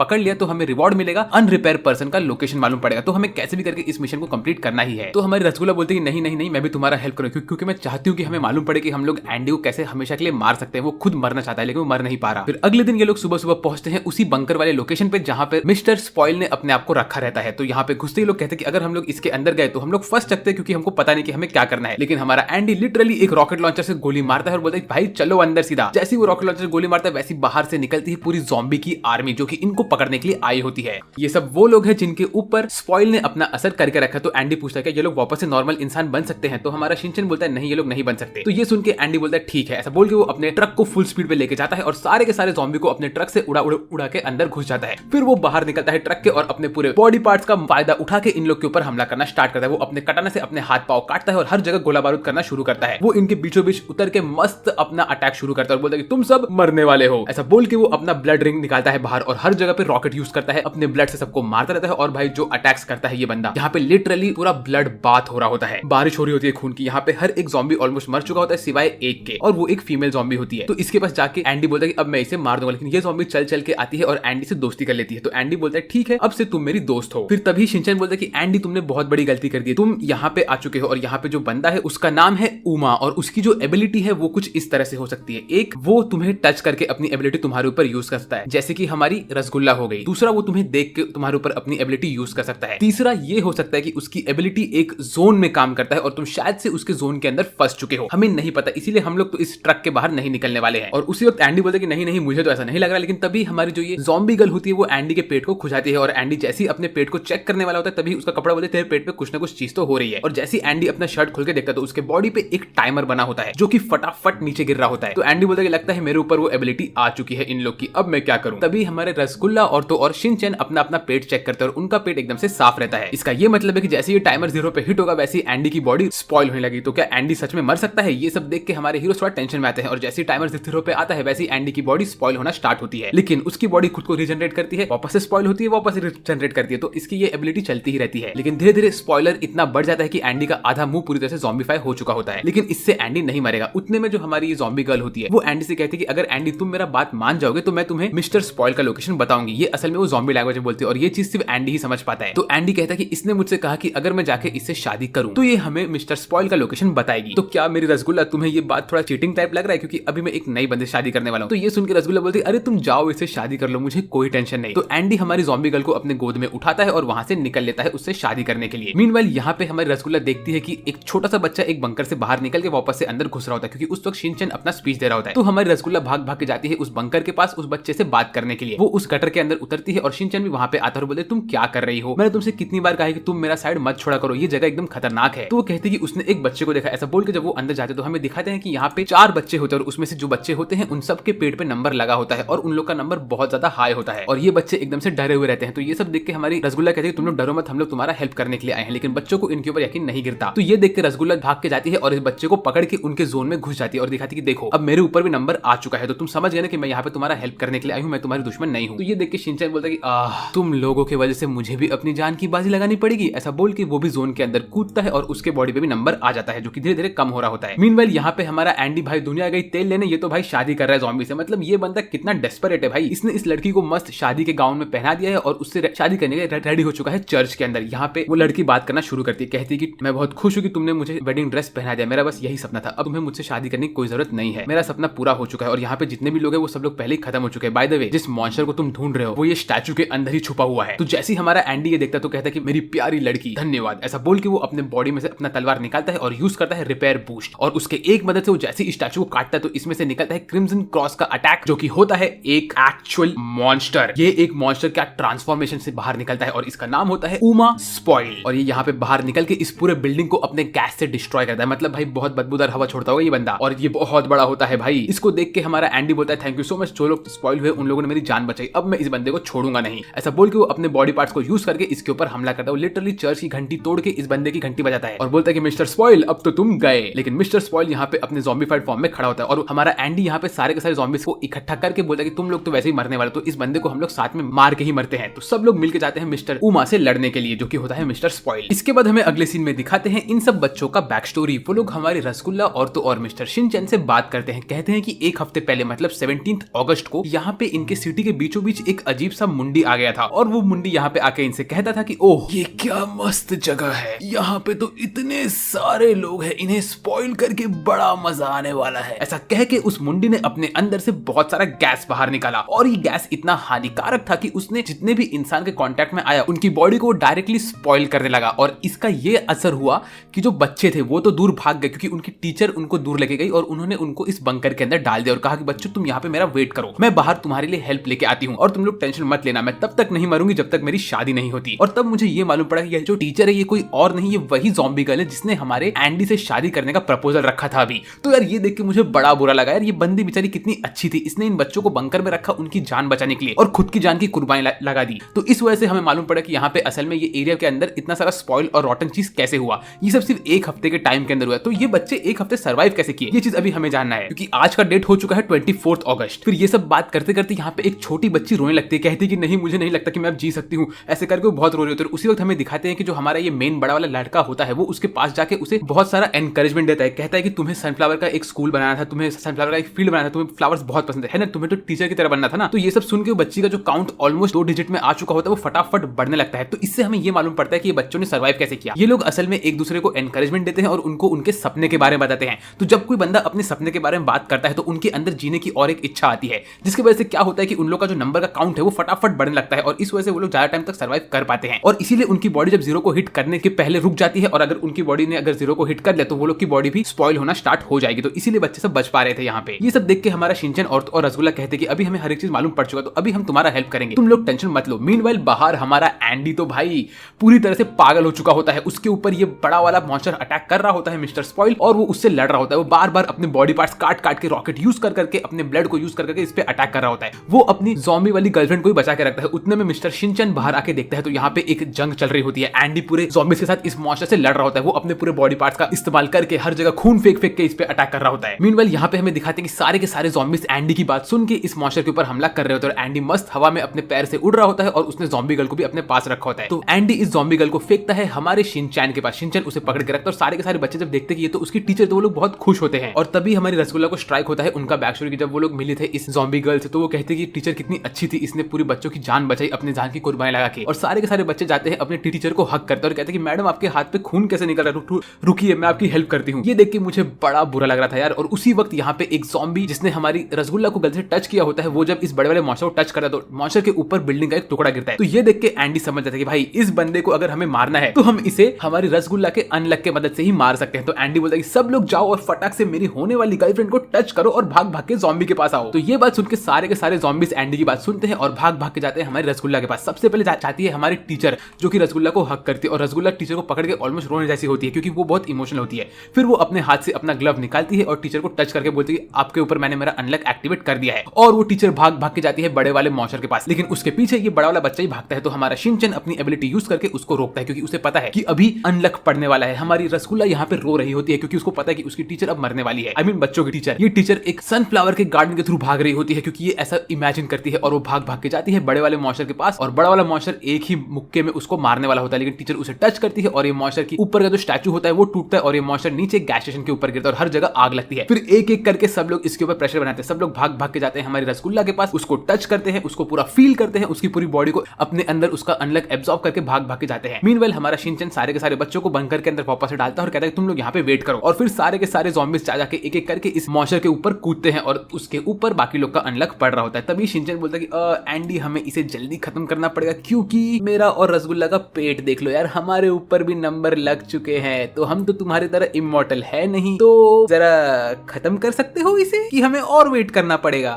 तो एंडी कहता है कि अरे यार चलो ठीक है अभी इसे मैं संभालूंगा। फिर वो कहता है कि लेकिन अगर हमें इसे खत्म करना है तो हमें क्वेस्ट के बारे में भूलना पड़ेगा क्योंकि हमारा क्वेस्ट ये था कि हमें इसे जिंदा पकड़ के लेके आना है, लेकिन अगर हमें तुम लोग की जान बचानी है तो इसे मारना पड़ेगा, जिसका ये मतलब है कि हमारे ऊपर एक पेनल्टी पड़ सकती है। तो वो बोलता है कि ये सब गया तेल लेने, मैं तो तुम्हें बचा रहा हूँ। लेकिन उतने में ये मॉन्स्टर अपना मुंह खोल के वैक्यूम क्लीनर की तरह सब लोग को अपने अंदर चूस रहा होता है। तो हमारा एंडी हमारी रसगुल्ला और तो शिनचैन को पकड़ के यहाँ पे रुका होता है। इस मॉन्स्टर ने सारे के सारे ज़ॉम्बीज को अपने अंदर खींच लिया होता है और वो फिर अपने मुंह से एक बड़ा सा गैस निकालता है और वो अपने आप को ट्रांसफॉर्म करता है फेज 2 में। इसमें तो भाई ये आर्मर्ड वेपन जैसा दिखता है और इसकी आंख दिखाते हैं। मॉन्स्टर की आंख बाहर आ चुकी है और अब ये बहुत खतरनाक दिख रहा होता है। फिर हमारे रसगुल्ला कहती है कि तुम टेंशन मत लो, हमें पता है कि हमें क्या करना है, हमें अपना काउंट बढ़ाना आता है, हमने बच्चों से सीखा है। उतने में ये मॉन्स्टर अपने उंगली से एक ट्राइबीम को फोकस करता है और उसका हमला हमारे हीरोज के ऊपर करने वाला होता है, लेकिन हमारा शिनचैन उसके ऊपर अपना एबिलिटी यूज करता है और ये एनिमी का एम चेंज होता है और वो लिटरली स्टैचू ऑफ लिबर्टी को उड़ा देता है। मतलब भाई कितना खतरनाक बीम होता है ये। तो इसका ये मतलब है कि इसकी ये बीम जिसको भी टच करेगी वो उसको पूरी तरह से स्पॉइल कर सकती है। मीनवाइल यहाँ पे उसको हेडक्वार्टर से कॉल मिलता है हमारी चुनली के पास से और वो कहती है कि मास्टर सिन आपको कैसे भी करके इस बंदे को मारना पड़ेगा वरना ये हमें डिस्ट्रॉय कर सकता है, इसकी पावर बहुत खतरनाक है। लेकिन उतने में ये स्पॉइल वाला मॉन्स्टर हवा में उड़ने लगता है। भाई ये कितना पावरफुल है और ये अपने हाथों से मल्टीपल बीम्स छोड़ता है हमारे हीरोज के ऊपर। लिटरली मिस्टर शिनचैन के ग्लव पे पड़ता है और मिस्टर शिनचैन का ग्लव वहां पे डिस्ट्रॉय हो चुका होता है। हमारे एंडी के हाथ पे भी ये बीम पड़ता है तो हमारा एंडी अपने हाथ को तोड़ देता है भाई। और वो लोग कहते हैं कि ये चीज जिसको भी टच करेगी वो ऑन द स्पॉट स्पॉइल होना स्टार्ट हो जाएगा, अभी हमें कैसे भी करके अपने आप को बचा के इसे मारना है। फिर इसके ठीक बाद हमारा एंडी कहता है कि अगर इसका जो ये अटैक है ये हम में से किसी भी जिंदा इंसान को लग गया, जैसे हमारी रसगुल्ला को या मिस्टर शिनचैन को, तो वो लोग ऑन द स्पॉट खत्म हो जाएंगे। ऐसा बोल के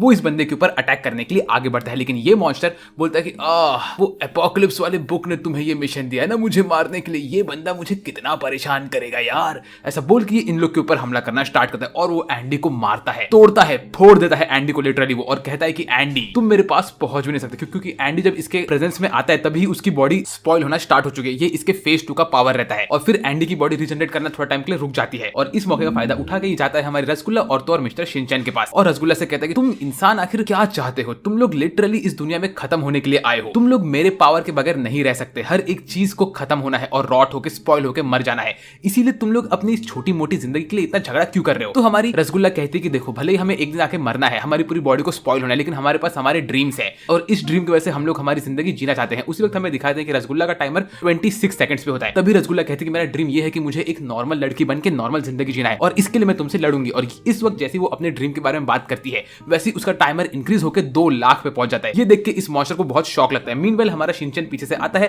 अपने वेपन से इस बंदे को बॉन्क मारता है और कहता है कि ओए मेरा ड्रीम ये है कि मुझे इस दुनिया में सबसे ग्रेटेस्ट बनना है। और उस वक्त उसका टाइमर भी 20 सेकंड से बढ़ के 1 लाख पे पहुंचता है, लेकिन अगले ही सेकंड वो 1 लाख से 5 लाख पे पहुंचता है। तो इसका टाइमर इतना ऊपर क्यों गया? तो मुझे क्या लगता है ना कि इस एनिमे में जिसका ड्रीम जितना ज्यादा इंपॉर्टेंट और जितना ज्यादा सिग्निफिकेंट होगा उस हिसाब से उसका टाइमर और बढ़ेगा। देखो एक तरह से नॉर्मल जिंदगी जीना भी एक अच्छा ड्रीम होता है, लेकिन वो कुछ इतना खास नहीं है। मीनवाइल हमारे शिनचैन का ड्रीम ये है कि उसको पूरी दुनिया में सबसे बेस्ट बनना है, जो कि बहुत बड़ी बात होती है, इसीलिए उसका टाइमर इतना ऊपर गया होगा। फिर इस मॉन्स्टर को पावर पोल से मारने के बाद हमारा शिनचैन बोलता है कि एंडी तुम टेंशन मत लो, मेरे पास एक मस्त चीज है जिसकी मदद से मैं इसको मार सकता हूँ। मैंने देखा कि ये जो मॉन्स्टर है इसने जब अपना मुंडा हमारी रसगुल्ला के पास लेके आया तब रसगुल्ला की बॉडी स्पॉइल नहीं हुई, तो उससे मैं समझा कि इसके पास जो स्पॉइल वाली एबिलिटी है वो इसके बॉडी में से निकलती है और इसके मुंडी में से नहीं। तो इसको मारने के लिए मेरे पास ये है मेरा नया न्यांको किंको स्टाफ, और इसको मैं अभी पावर पोल बोलने वाला हूँ क्योंकि इतना खतरनाक नाम मुझे याद नहीं रहने वाला है। तो ये पावर पोल को यूज करके मैं इसके ऊपर अटैक कर सकता हूँ क्योंकि ये खुद एक आर्टिफैक्ट है, प्लस इसके अंदर ये एबिलिटी है कि ये मेरे मन से कितना भी स्ट्रेच हो सकता है और कितना भी छोटा हो सकता है, हर एक चीज इसकी परफेक्ट है। तो मैं इसको एक डिफरेंट डिस्टेंस से मार मार के डिस्ट्रॉय करूंगा इस मॉन्स्टर को। ऐसा बोल के वो इसको एक्सटेंड करता है और मॉन्स्टर के मुंडे पे एक बॉन्क मारता है। फिर उसके बाद तो भाई हमारा मिस्टर शिनचैन पागलों की तरह इस डंडे से इसको मारता रहता है और बॉन्क पे बॉन्क करता रहता है, बोलता है कि ओए मॉन्स्टर अब तू नहीं बचने वाला है, और लिटरली वो उसका सींग भी तोड़ देता है। भाई एक सिंगल अटैक में इसने सींग तोड़ दिया। फिर ये सब देख के मॉन्स्टर बोलता है कि अरे मैं ऐसा क्या कर पा रहा हूँ, मैं इस बंदे के ऊपर अटैक करने के लिए जा रहा हूँ तो मैं इसको अटैक नहीं कर पा रहा, और जब मैं मेरा मुंडी इसके अटैक से दूर कर रहा हूँ तो वो भी नहीं हो रहा है, ऐसा कैसे हो रहा है। तो उसी वक्त हमारा शिनचैन स्माइल करता है क्योंकि यही शिनचैन की असली एबिलिटी होती है। शिनचैन बोलता है कि तुम मेरे से दूर नहीं जा सकते। हमारा एंडी का भी बॉडी इस वक्त रीजनरेट हो रहा होता है धीरे धीरे, और तभी ये मॉन्स्टर अपने उंगली में से बीम निकाल के हमारे शिनचैन के ऊपर हमला करने वाला था, लेकिन हमारा शिनचैन उसके मुंह पे धड़ाधड़ पावर पोल से मारता रहता है और बोलते तुम मेरे ऊपर अटैक नहीं कर सकते। और तभी शिनचैन बोलता है कि अब तो तुम गए, ऐसा बोल के वो अपने पावर पोल को घुमाता है और उसी वक्त हमें दिखाते हैं शिनचैन के एबिलिटी के बारे में जिसका नाम होता है अनट्रस्ट। और भाई ये सीक्वेंस में शिनचैन कितना ज्यादा स्माइल कर रहा है, लिटरली ये जोकर की तरह दिख रहा है मुझे। और तभी ये कहता है कि अगर मैं तुमसे फाइट कंटिन्यू करूं तो शायद से मुझे उस इंसान को देखने का मौका मिल ही जाएगा। तो यहाँ पे किस इंसान की बात कर रहा है, आई मीन होपफुली हमें मालूम पड़ेगा, है ना। इसके बाद हमारा शिनचैन इसके टकले पे अपने पावर पोल से मारता है और इस पे हमला करता रहता है। उसी वक्त हमारा जो एंडी होता है वो कहता है कि इस बंदे की जो एबिलिटी है वो है स्पॉइल करने की, तो ये आसपास के बैक्टीरिया को यूज करता है स्पॉइल करने की। तो अगर हम लोग इसको बैक्टीरिया इससे दूर लेके गए तो ये किसी को स्पॉइल कर ही नहीं पाएगा। ऐसा बोल के वो हमारी मस्त रसगुल्ला के पेट को पकड़ता है और उसके पेट को पकड़ के उसके अंदर से अनलक खींच रहा होता है। तो रसगुल्ला बोलती है मेरा पेट मत छुओ, मैं इतनी मोटी नहीं हूं। तो एंडी बोलता है नहीं तू तो बहुत मोटी है। तो ये सुन के रसगुल्ला उसको एक मुक्का मारती है, आई मीन चमाट, और फिर हमारा एंडी मस्त चल के जाता है और बोलता है कि अब मैं समझ चुका हूं कि मुझे क्या करना है, लेकिन इतने में उसके ऊपर अनलक का इफेक्ट पड़ता है और एंडी खाई में गिर जाता है। और उसके बाद हमारा शिनचैन और एंडी दोनों ही बात करते हैं और उससे ये बंदा जो कि हमारा एनिमी होता है वो उनके ऊपर एक अटैक करता है, लेकिन शिनचैन अपने पावर पोल को घुमा के इस पूरे अटैक को रोकता रहता है, लेकिन उसको दिखता नहीं कि दुश्मन कहां पे है। तभी उसको रसगुल्ला कहती है कि एंडी का प्लान ये है कि हम लोग इस मॉन्स्टर को लेके जाएंगे स्पेस में और स्पेस के वैक्यूम से इसके ऊपर अटैक करेंगे ताकि वहां पे ये अपने बैक्टीरिया को अनलिश नहीं कर पाएगा। तो इस वजह से ये बिल्कुल भी हमारे ऊपर अटैक नहीं कर सकता। तो एंडी इसीलिए शायद खाई में गिरा हुआ। तो ये सब देख के शिनचैन बोलता है ठीक है मुझे ये प्लान समझ चुका है, स्पेस में ये अपना स्पॉइल वाला एबिलिटी यूज नहीं कर सकता है। और तो और एंडी अगर तुम स्पेस में गए तो तुम्हें तुम्हारे सर के ऊपर से वो क्रिस्टल कार्ड निकालना पड़ेगा ताकि तुम अपने पुराने वाले सेल्फ में वापस आ जाओ और तुम इसको डिस्ट्रॉय कर सको। तो एंडी बोलता है कि ठीक है मैं ये करने के लिए रेडी हूं, लेकिन मेरी कुछ शर्तें हैं, और वो अपनी शर्त बताता नहीं है इसे उस वक्त। तभी हमें मालूम पड़ता है कि एंडी जब अपने सर में से वो कार्ड निकालता है तो वो लिटरली सुपर सेन 3 में कन्वर्ट होता है क्योंकि उसके बाल बहुत बड़े हो जाते हैं। फिर हमारा शिनचैन अपने पोल को छोटा करके उसको खाई में फेंकता है एंडी के पास और वो अपनी चुनली से एग्जैक्ट कोऑर्डिनेट्स पूछता है इन लोग के। फिर जैसी चुनली उसको एग्जैक्ट कोऑर्डिनेट बताती है वैसे ही हमारा एंडी उस पावर पोल को एक्सटेंड करके यहाँ से ऊपर निकल लेता है इस बंदे को लेके आसमान में, और अपना कार्ड भी वो निकालता है। जैसे वो आसमान में पहुंचता है वैसे हमें ये मालूम पड़ता है कि ये गुंडा जो कि हमारा एनिमी होता है वो एंडी को देख रहा होता है। एंडी की बॉडी हल्का हल्का खून बाहर फेंक रही होती है। ये बोलता है तुम्हें क्या लगता है कि वैक्यूम के अंदर तुम मुझे रोक सकते हो? नहीं नहीं नहीं, यहाँ पे मैं मेरे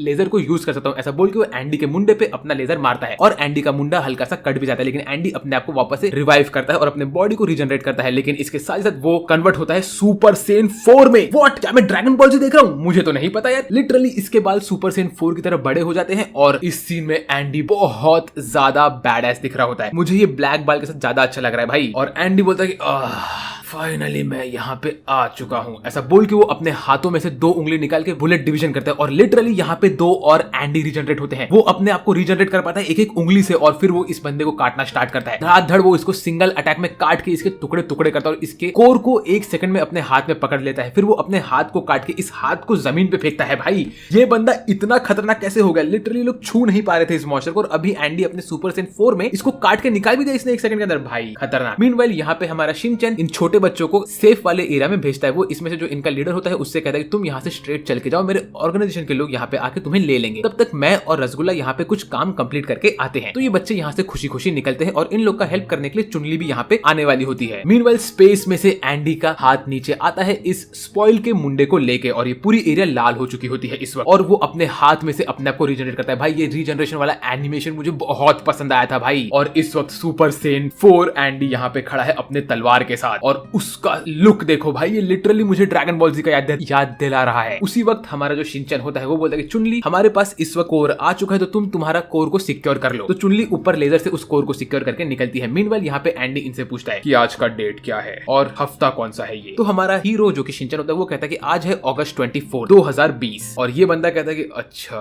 तो मैं तुमसे फाइट कर सकता हूँ। ऐसा बोल के ये लिटरली अपने सर पे एक बिजली पाता है और कहता है ओए ओए अनडेड, अब तू बाहर नहीं आ सकता है, तूने लिटरली अपना टाइम बर्बाद किया है और अब जब मैं अपने रियल बॉडी में आ चुका हूँ तो मुझे लड़ने का मौका दे, हम मरना नहीं चाहते हैं। और ये सब देख के हमारा शिनचैन बोलता है कि इस वक्त इसे लग रहा है कि इसके सामने एंडी नहीं खड़ा है, कोई नया इंसान खड़ा है। फिर ये गुस्से में जाता है चल के हमारी रसगुल्ला के पास और कहता है कि तुम्हारे वजह से इस बंदे को लग रहा है कि ये मुझे मार सकता है ना। और तभी हमें ये मालूम पड़ता है कि हमारा शिनचैन कहता है कि आपसे मिलकर मुझे बहुत अच्छा लगा। Victor the God of victory, ये बंदा लिटरली विक्ट्री का गॉड है और इसके नाम का स्पेलिंग है VICTHOR, थॉर। तो ये सुन के हमारा ये विक्टोर कहता है कि नहीं, मेरा नाम विक्टर है और मैं इंसान हूं, मैं कोई गॉड वॉड नहीं हूं, समझा क्या। ऐसा बोल को लिटरली हमारे शिनचैन को लात मार के उसके हाथ को तोड़ता है। मतलब भाई इसने शिनचैन की एबिलिटी को ही डिस्ट्रॉय कर दिया। शिनचैन की एबिलिटी ये है कि उसे पता रहता है कि कौन सा बंदा उसके ऊपर किस साइड से अटैक करने वाला है, तो वो उसके अटैक को डॉज करता है। लेकिन नहीं, लिटरली इसको विक्टर का अटैक पड़ा है। भाई ये बंदा गॉड है भाई। और इस अटैक को पाने के बाद हमारा शिनचैन खुद बोलता है कि ओ माय गॉड ये बंदा कितना स्ट्रांग है। उसके बाद ये अगला लात मारता है इसे और ऐसे अटैक करते करते एंडी अपने खुद के बॉडी पार्ट्स तोड़ रहा होता है। आई मीन विक्टर, ये एंडी नहीं रहा अभी। और उसके बाद वो बोलता है कि ओए शिनचैन तूने अच्छा खासा डॉज किया, तू तो इंसान ही है। ऐसा बोल के वो अपने उंगलियों से बुलेट मार के हमारे शिनचैन के हाथ पांव पूरी तरह से तोड़ देता है। मीनवाइल हमारी रसगुल्ला जाती है विक्टर के पास और उसके बॉडी को टच करती है अपना अनलक छोड़ने का। तभी विक्टर बोलता है तो तुम ये एबिलिटी यूज करती थी ना, ये एबिलिटी का मेरे ऊपर कुछ भी असर नहीं होने वाला है बच्ची, तुम तुम्हारा अनलक को मेरे ऊपर नहीं डाल सकती, मैं हूँ विक्टर। क्योंकि इस वक्त कोई भी अनलक वाली चीज होती ही नहीं है। इस बंदे के पास खुद की कोई नई एबिलिटी है, ये लोगों के एबिलिटी को काट सकता है। फिर विक्टर कहता है कि अच्छा तो तुम ही वो लड़की हो जिससे को एंडी बहुत पसंद करता है, तो मैं देखता हूँ कि एंडी अब क्या करेगा जब मैं तुम्हें मार दूंगा। ऐसा बोल के वो अपनी उंगली काटता है और उसको पॉइंट करता है हमारी बच्ची के ऊपर, आई मीन रसगुल्ले के ऊपर। और रसगुल्ला कहते हैं कि एंडी देखो ये मुझे मारने वाला है, तुम चाहते हो कि ये मुझे मार दे, तुम और मैं कितना प्यार करते हैं, हम लोग एक दूसरे में प्यार में पड़ने वाले थे, प्लीज मुझे बचाओ। और उसी वक्त इसके सर पे से वापस खून निकलने लगता है। तो क्या अब एंडी वापस से आएगा? ऐसा मुझे नहीं लगता। मीनवाइल हमारा शिनचैन खड़ा होकर हंसता और बोलता है कि मैंने आज ह्यूमन पोटेंशियल देख लिया, मैं तो बहुत खुश हूँ। ऐसा बोल के वो अपने आप को एक हेलीकॉप्टर में कन्वर्ट करता है और गाना गाता है हेलीकॉप्टर हेलीकॉप्टर। ऐसा बोल के वो यहाँ पे आके एक मुक्का मारता है हमारे इस विक्टर को और उसके बॉडी को दूर फेंकता है और बोलता है कि मैंने एंडी से वादा किया था कि मैं 2 काम करूंगा, पहला कि इस रसगुल्ले को बचाऊंगा और दूसरा तुम्हें हराऊंगा, और मैं इतना ही कर सकता हूँ। अब बारी उनकी है। जैसे ही वो ऐसे बोलता है वैसे वापस से आसमान फटता है और उसमें से निकलते हैं हमारे बाकी के यूनियन के लोग। ये सारे के सारे लोग यहाँ पे आए होते हैं विक्टर से लड़ने के लिए और ये लोग कहते हैं कि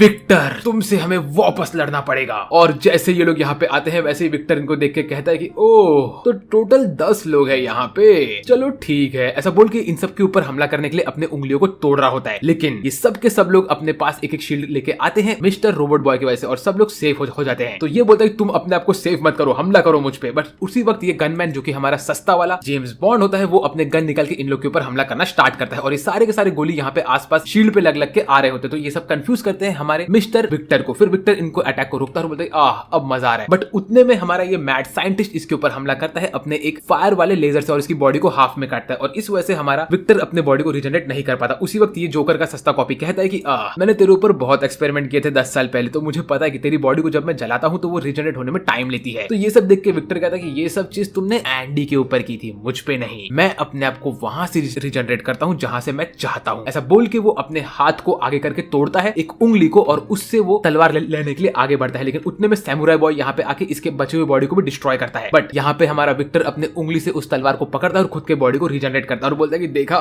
मैं तुम्हारा एंडी नहीं हूँ, बाय द वे सैमुराई तुम्हारी एबिलिटी अच्छी है। ऐसा बोल के ये लड़ने के लिए आगे बढ़ता है, हमारी हेलमेट वाली बॉस के पास जाता है और हेलमेट वाली बॉस भी रेडी होती है इससे फाइट करने। तो अभी हमारी रैंक 1 मतलब हेलमेट वाली बॉस और विक्टर जो कि गॉड ऑफ विक्ट्री है, इनके बीच में इंसेन बैटल होने वाला है और ये कौन जीतेगा मुझे नहीं पता। फिर इसके बाद विक्टर एक एक करके सबके ऊपर अटैक करना स्टार्ट करता है। सब लोग इसके ऊपर हमला करते हैं और विक्टर लिटरली अपने ब्लड मोड में आके इन लोग के अटैक को डॉज करता है और ये लोग हमारे शिनचैन को दूर लेके जा रहे होते हैं। उसी वक्त उसका पावर पुल भी वो अपने तरफ कॉन्ट्रैक्ट करता है और पावर पुल एकदम से छोटा होकर नीचे गिरता है। इसके बाद हमें अगले सीन में दिखाते हैं कि हमारा ये स्पीडी मैक्स हमारे शिनचैन और तो और रसगुल्ला को लेके दूर गया होता है और उनको एक जमीन पे बैठाता है और कहता है कि तुम लोग यहाँ पे बैठे रहो, हम लोग जाके विक्टर को रोक के आएंगे। ये सब देख के रसगुल्ला कहती है कि नहीं नहीं मैं भी चाहती हूँ कि मैं जाऊं और विक्टर के साथ उसकी मदद करूं और उसको रोक दूं। तभी हमारा शिनचैन कहता है कि नहीं, उसका जो मैंने कार्ड निकाल के रखा है उसकी वजह से इस वक्त वो हमारा पुराना वाला एंडी नहीं है, वो बन चुका है विक्टोर, जो कि एक गॉड है लिटरली। और ये सुन के हमारी रसगुल्ला कहती कि मैं जा रही हूँ उसका मदद करने के लिए, उसका हेल्प मेरे अलावा और कोई नहीं कर सकता। तो हमारा मैक्स इसको अपने गोद में उठाता है और लेके भागता है उसको विक्टोर के पास, जो एक बैटलफील्ड पे लड़ रहा होता है। यहाँ पे विक्टोर अकेले ही सारे के सारे बंदों से लड़ रहा होता है। चश्मिश बॉय से लड़ता होता है, आर्मर वाली बंदी से लड़ रहा होता है, हमारे सैमुराई से लड़ रहा होता है। सब लोग उसको पकड़ पकड़ के मार रहे होते हैं, लेकिन लिटरली विक्टोर को कुछ फर्क ही नहीं पड़ता है। वो लोगों के अटैक को डॉज कर करके आराम से यहाँ पे गॉडली फॉर्म में खड़ा होता है। यहाँ तक कि हमारी कैप्टन भी इसके ऊपर हमला करती है, लेकिन कैप्टन भी किसी काम की नहीं होती है, क्योंकि विक्टोर इतना फटाफट खुद को रीजनरेट करता है कि भाई उसका स्पीड एकदम गॉड लेवल पे होता है।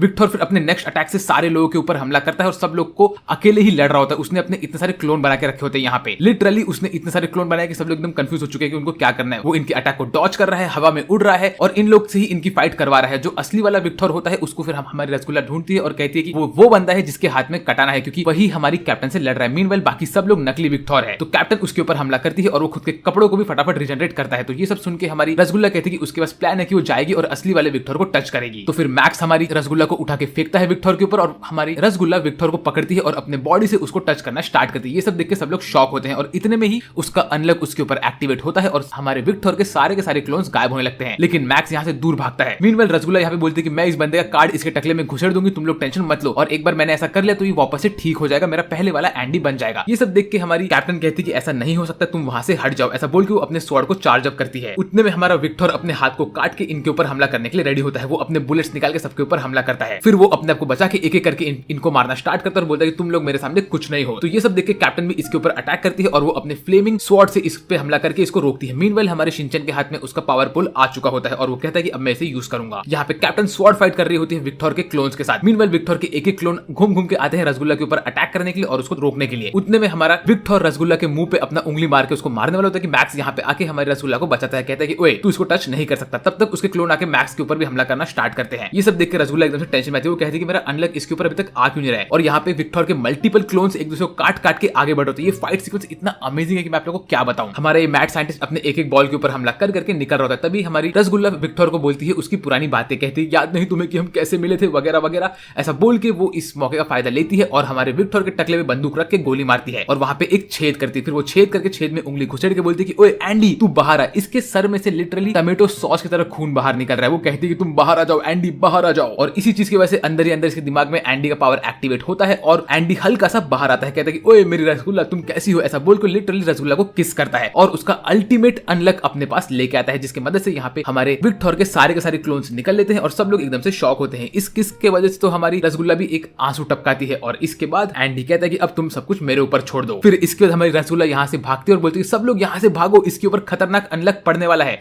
जो सुन के कैप्टन बोलती है सब लोग फटाफट यहाँ से निकलो। तो मैक्स भाग भाग के आता है, हमारी रसगुल्ला को पकड़ता है और यहाँ से निकलता है। मीनवाइल यहाँ पे हो रहा होता है एक मीटियोर शावर और ये सीन बहुत अमेजिंग होता है। इस सीन की वजह से विक्टोर यहाँ पे खत्म होने वाला होता है। वेल ये सीन इतना खतरनाक होता है कि यहाँ पे इतना बड़ा ब्लास्ट होता है कि सब कुछ फट के खत्म हो चुका होता है। पूरी की पूरी एरिया भी डिस्ट्रॉय हो चुकी होती है। तब ये लोग कहते हैं कि ऐसा कैसे, इतना खतरनाक अनलॉक यहाँ पे कैसे हुआ। उतने में इस बड़े से फ्लड के अंदर जला हुआ होता है हमारा एंडी और फिर इस मौके का फायदा उठा के जाती है हमारी रसगुल्ला और वो उसके टकले में उसका कार्ड घुसेड़ के बोलती है प्लीज एंडी तुम वापस से आ जाओ। और इसी बीच में इसके पीछे से पानी गिरना शुरू होता है और हमारा एंडी वापस से आना स्टार्ट होता है। फिर हमें दिखाते हैं कि आज की डेट होती है 31 अगस्त और हमारी रसगुल्ला बेड पे सो रही होती है। उसके बगल में बैठा होता है हमारा एंडी, जिसने यहाँ पे बैठे बैठे 101 वॉल्यूम पढ़ लिए होते हैं एक मांगा के। फिर एंडी को यहाँ पे देख के रसगुल्ला उसके मुंह पे एक पिलो फेंक के उसे मुक्का मारती ताकि उसके ऊपर उसका अनलॉक एक्टिवेट ना हो और वो कहती कि मैं बहुत खुश हूँ कि तुम वापस आ गए। ये सब सुन के एंडी कहता है कि हाँ मैं भी बहुत खुश हूँ कि मैं वापस आ गया। फिर रसगुल्ला रोती है, एंडी उसे एक हेड पैट देता है और वो कहता है कि मैं तुम्हें छोड़ के कभी नहीं जाऊंगा। ऐसा बोल के पहली बार रसगुल्ला को उसके नाम से बुलाता है। कहता है कि फूको तुम टेंशन मत लो। ये सुन के तो रसगुल्ला को बहुत खुशी होती है। इसके बाद रसगुल्ला थोड़े बहुत अपने पुराने मोमेंट याद करती है, कैसे वो बच्चों को उसने बचाया था, वहां पे उनकी टीचर खत्म हो गई थी वगैरह वगैरह। इस सब चीजों के बारे में लोग याद करते हैं और बातें करते हैं। इसी में एंडी कहता है कि तुम टेंशन मत लो, ये 200 साल की मेमोरी मेरे पास जिंदा है तो मैं तुम्हें कभी भूलने नहीं वाला। मीनवाइल यहाँ पे राउंड टेबल पे हमारे 10 के 10 लोग बैठे होते हैं और ये लोग बोलते हैं कि अभी हमारा अगला मिशन एक्टिवेट होने वाला है। ऐसे बोल के लोग यहाँ पे बैठे होते हैं। उतने में इनके सामने आता है एपोक्लिप्स द बुक और ये बुक यहाँ पे आके कहता है कि राउंड टेबल हमने तुम्हें 6 क्वेश्चन दिए थे और अब मैं उनका रिजल्ट बताऊंगा। फिर इसके बाद हमें अगले सीन में दिखाते हैं कि अनसीन वाले बंदे को इस बंदे ने किडनैप करके रख लिया होता है, जो कि होता है अनरिपेयर, और वो उसके बॉडी के ऊपर एक खरोच मार के उससे कहता है कि तुम्हारे बॉडी का ये खरोच ठीक नहीं होगा क्योंकि इसके ऊपर मैंने मेरा अनरिपेयर का पावर यूज किया है, इसीलिए तुम जिंदगी भर ये दर्द के साथ रहते ही रहोगे। और यहाँ पे अनसीन बहुत रो रहा होता है। उसी के बाद हमें दिखाते हैं कि इनका टाइम खत्म हो चुका होता है और सारे के सारे क्वेस्ट अभी एंड हो गए क्योंकि अभी सितंबर 1 चालू हो चुका है और ये सब के सब बैठे होते हैं इनके राउंड टेबल पे 10 के 10 लोग। और फिर इनके सामने एपोक्लिप्स आके खुलता है, कहता है कि अब मैं तुम्हें रिजल्ट बताऊंगा। ऐसा बोल के वो उसका पहला क्वेस्ट स्टार्ट स्टार्ट करता है। वो कहता है जो पहला क्वेस्ट था वो था तुम्हें कैप्चर करना है अनबर्न उमा को। ये सक्सेसफुल रहा था और इसकी वजह से पार्टिसिपेंट्स थे हमारी कैप्टन, रोबोगर्ल और चश्मिश बंदा। उसके साथ साथ यहाँ पे सैमुराई बॉय था, ये छोटा बच्चा था और मैक्स था। इन सब लोगों ने मिलकर इसको कंप्लीट किया। तो इसीलिए तुम्हें रिवॉर्ड मिलने वाला है कि यहाँ पे 10 के जगह अभी 11वीं सीट आएगी और ऐसे ही इनके बीच में 11वीं सीट ऐड हो गई होती है। फिर आता है सेकंड वाला जो कि होता है कि इनको पकड़ना होता है उमा ईट को और ये भी सक्सेसफुली कंप्लीट हो चुका है। इसमें पार्टिसिपेंट थे हमारी कैप्टन, रोबोगर्ल, चश्मिश बंदा, छोटा बच्चा और मैक्स और इसीलिए इनको रिवॉर्ड मिलने वाला है लोकेशन अनबर्न का, जो कि इनको अगले 7 दिन तक बराबर लोकेशन मिलता रहेगा। फिर तीसरा वाला होता है कि इन्हें उमा लैंग्वेज को पकड़ना होता है, न्यूट्रलाइजेशन करना होता है इन्हें उमा लैंग्वेज का, जिसकी वजह से अभी हमारे मैड साइंटिस्ट ने इसमें पार्टिसिपेट किया था और उसकी वजह से इन लोग को मिलता है कि अभी पूरी दुनिया के सारे लैंग्वेज कन्वर्ट होकर एक सिंगल लैंग्वेज में कन्वर्ट हो जाएंगे और अभी पूरी दुनिया सिर्फ इंग्लिश में बात करेगी। इसमें न कोई हिंदी होगा, न जापानीज होगा, न कोई भी दूसरा लैंग्वेज होने वाला है, सिर्फ सब लोग इंग्लिश में बात करेंगे। ये इनका रिवॉर्ड है ताकि लोगों के बीच में अच्छी खासी मेमोरीज बनती रहे। फिर इसको चेक करने के लिए हमारा शिनचैन अपनी चुनली को कॉल करता है और चुनली कहती है कि हाँ सर आप क्या बोल रहे हो, मुझे कुछ समझ में नहीं आ रहा। तो वो बोलती है कि है। फिर हमारा शिनचैन बोलता है कि हाँ ये बात सच है। फिर उसके बाद इनका जो फोर्थ वाला होता है वो होता है कि इनको कैप्चर करना होता है उमा पास्ट को, जो कि सक्सेसफुली कंप्लीट हो चुका है। इसमें पार्टिसिपेट किया था हमारी कैप्टन ने, मैड साइंटिस्ट ने और छोटे बच्चे ने और इनको रिवॉर्ड मिलने वाला है आर्टिफैक्ट रिबेलियन, जो कहां पे है उसका इन लोग को लोकेशन दे दिया गया है। फिर जो पांचवा वाला मिशन था उसमें इन लोग को पकड़ना था उमा स्पॉइल को, जिसमें पार्टिसिपेट किया था हमारे एंडी ने, रसगुल्ला ने और शिनचैन ने और ये भी सक्सेसफुली कंप्लीट हो चुका है। तो इसका रिवॉर्ड इनको मिलने वाला है निगेटर अनरिपेयर का लोकेशन, इनको अगले 7 दिन तक बताया जाएगा। फिर जो इनका छठवां वाला था कि इनको पकड़ना था निगेटर अनसीन को, ये फेल हो चुका है। इस वजह से इन लोग को अभी पेनल्टी भरना पड़ेगा। तो ये सुन के हमारा एपोक्लिप्स बोलता है कि तुम लोगों ने इस मिशन को कंप्लीट नहीं किया तो अब तुम्हारा पेनल्टी है कि मैं इस दुनिया में लेके आ रहा हूँ उमा गैलेक्सी को। और इसके वजह से यहाँ पे लिटरली इस बंदे के मुंह में से एक बड़ी सी गैलेक्सी बाहर निकलती है और वो पूरे के पूरे वर्ल्ड को कवर अप करना स्टार्ट करता है, जो देख के हमारे हीरो टेंशन में आते हैं। फिर उसी वक्त यहाँ पे आता है हमारा ये ग्रीन वाला मॉन्स्टर और यहाँ पे आके डायमेंशन तोड़ के इन लोग को अंदर से बाहर लेके जाता है और कहता है कि तुम सब लोग मेरे साथ चलो। और इन सबको वो लेके चाहता है यहाँ से टेलीपोर्ट करके अर्थ के दूसरे सरफेस पे। तभी ये लोग आसमान में देखते तो इन लोग को स्टार दिखता है। उसी वक्त हमें ये मालूम पड़ता है कि यहाँ पे जो भी नए नए रूल आते हैं वो रूल पूरी दुनिया के ऊपर एप्लीकेबल होते हैं, लेकिन हमारे हीरोज के ऊपर एप्लीकेबल नहीं होंगे। उन लोग को सबका सब असली ट्रुथ पता रहेगा। फिर एक ग्रीन वाला मॉन्स्टर यहाँ से निकलता है और ये लोग देखते हैं कि इनके आसपास में क्या हो रहा है। ये लोग मस्त अपने ऊपर देखते तो यहाँ पे उमा गैलेक्सी अपना पावर अप लेता है और वो बहुत सारे स्टार्स, प्लैनेट्स, सुपरनोवा इन सब चीजों को लेके आता है। फिर लोग देखते हैं कि इनके सर के ऊपर बहुत सारे स्टार्स होते हैं और ये सब देख के इन लोग को शॉक लगता है। ये लोग बोलते हैं ये सब क्या हो रहा है, हमें तो इनके बारे में कुछ नहीं पता। उतने में जो हमारा मैड साइंटिस्ट होता है वो अपने दिमाग में से एक वायर बाहर निकालता है और अपने चंगू मंगू को कॉल करके बोलता है तुम लोग मुझे फटाफट बताओ कि यहाँ पे अभी दुनिया में क्या क्या चेंजेस हुए हैं। जो चीज तुम लोग के लिए कॉमन नॉलेज है उसके बारे में हमें कुछ नहीं पता।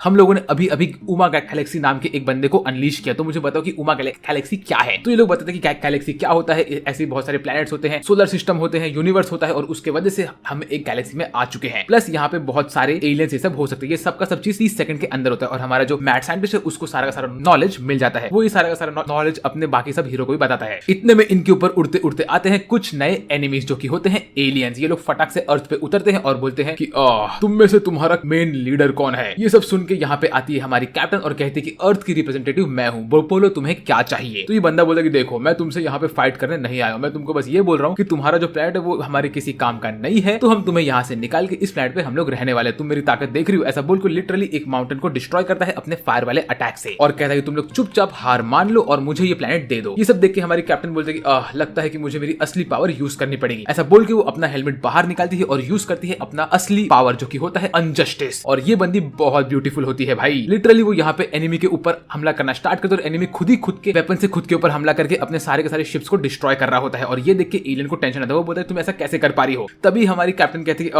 अगर तुम्हें तुम्हारी जिंदगी प्यारी हो तुम यहाँ से चुपचाप निकल जाओ और बाकी सब एलियंस को बोलना कि अर्थ बच्चों का खेल नहीं है, यहाँ पे बिल्कुल भी अटैक न करे। तो ये सुन के यहाँ से एलियन निकलते हैं और तभी हमें हमारी कैप्टन बोलते कि देखो हम लोगों के ऊपर टोटल 99 पेनल्टी पड़ चुकी है और हमें ये बोला गया कि अगर हमारे ऊपर 101 पेनल्टीज पड़ गई तो पूरा का पूरा अर्थ डिस्ट्रॉय हो जाएगा, क्योंकि यहाँ पे होगा रैग्नारॉक। तो हमें उसी पेनल्टी को रोकने का है। हम लोग एक और पेनल्टी सहन सकते हैं। जैसी 100 पेनल्टी हो गई वैसे ये सारे के सारे स्लॉट्स भर जाएंगे और रैग्नारॉक हो जाएगा। और रैग्नारॉक हुआ मतलब ये पूरी दुनिया खत्म हो जाएगी। तो इसीलिए अभी हम लोग एक भी गलती नहीं कर सकते और अभी हमें चाहिए हमारा 11वां बंदा, क्योंकि हमारा जो एपोक्लिप्स है वो हमें तब तक कोई भी क्वेश्चन नहीं देगा जब तक हमारे पास 11वां बंदा नहीं आएगा। तो तुम सब लोग फटाफट हमें 1 महीने के अंदर 11वें बंदे को ढूंढ के लेके आओ, ये मेरा विजन है। ऐसा बोल के वो जाती है उस एलियन के पास और एलियन को खत्म करने के लिए आगे बढ़ती है, लेकिन वो एलियन अपने शिप में बैठ के वहां से चुपचाप निकल लेता है। फिर हमारा जो ये एपोक्लिप्स होता है वो इन लोग को अनरिपेयर का लोकेशन बताता है, बोलता है कि अनरिपेयर यहाँ पे है, तुम्हें अगर उसे कैप्चर करना है तो तुम लोग जाके कैप्चर कर सकते हो। तो उसी वक्त हमारी प्यारी सी कैप्टन कहती है कि इस मिशन के लिए मैं भेज रही हूँ रसगुल्ला को, एंडी को और तो और हमारी रोबो गर्ल को, तुम लोग जाओ और फटाक से मिशन कंप्लीट करके आ जाओ। फिर इसके बाद हमें अगले सीन में दिखाते हैं कि हमारे हीरोज ब्राजील में गए होते हैं, जहाँ पे घुसने के बाद हमारी रसगुल्ला एकदम से शॉक होती है क्योंकि वो एक ड्रेस के स्टोर में होती है जहाँ पे हमारा लिटरली एंडी बहुत अच्छे टक्सीडो क्लोथ में आता है और ये देख के वो कहती है वो तुम बहुत ही ज्यादा अच्छे दिख रहे हो एंडी। तो एंडी बोलता है कि बस मेरे को अकेले को अच्छा नहीं दिखना है, मैं मेरी प्यारी सी लड़की के लिए ऐसा कर रहा हूँ जो कि तुम हो, तो क्या तुम्हें मैं पसंद आया? तो ये देख के हमारी रसगुल्ला बहुत ज्यादा ब्लश कर रही होती है। फिर ये लोग मस्त एक फैंसी से प्राइवेट जेट में बैठे होते हैं जहाँ पे लोग मस्त खाना वाना खा के आगे बढ़ रहे होते हैं। उसी वक्त हमारा एंडी कहता है कि हम लोग अभी एक ऐसी जगह जाने वाले जहाँ पे ऑक्शन होता है और यहाँ पे वो लोग बेचने वाले हैं हमारे एक नेगेटर को, जो कि होने वाला है प्रोबेबली अनरिपेयर, या तो कोई और यहाँ पे बिकने वाला है और अनरिपेयर वहाँ पे आएगा उस बंदे को खरीदने के लिए। तो हमें यहाँ पे जाके इस चीज को रोकना है, समझे? ऐसा बोल के फिर वो हमारी रसगुल्ला को मल्टीपल कपड़े देता है पहनने के लिए, कहता है कि हमें अमीर लोग की तरह कपड़े पहनने पड़ेंगे और रसगुल्ला को इसमें से कोई भी कपड़ा पसंद नहीं आता क्योंकि इसमें बहुत सारा उसका स्किन एक्सपोज हो रहा होता है। वो कहती है कि अगर मेरा इतना स्किन एक्सपोज होगा तो किसी न किसी के ऊपर मेरा अनलक पड़ सकता है। तो हमारा एंडी कहता है तुम्हारा अनलक मेरे ऊपर पड़े तो ये तो अच्छी ही बात है।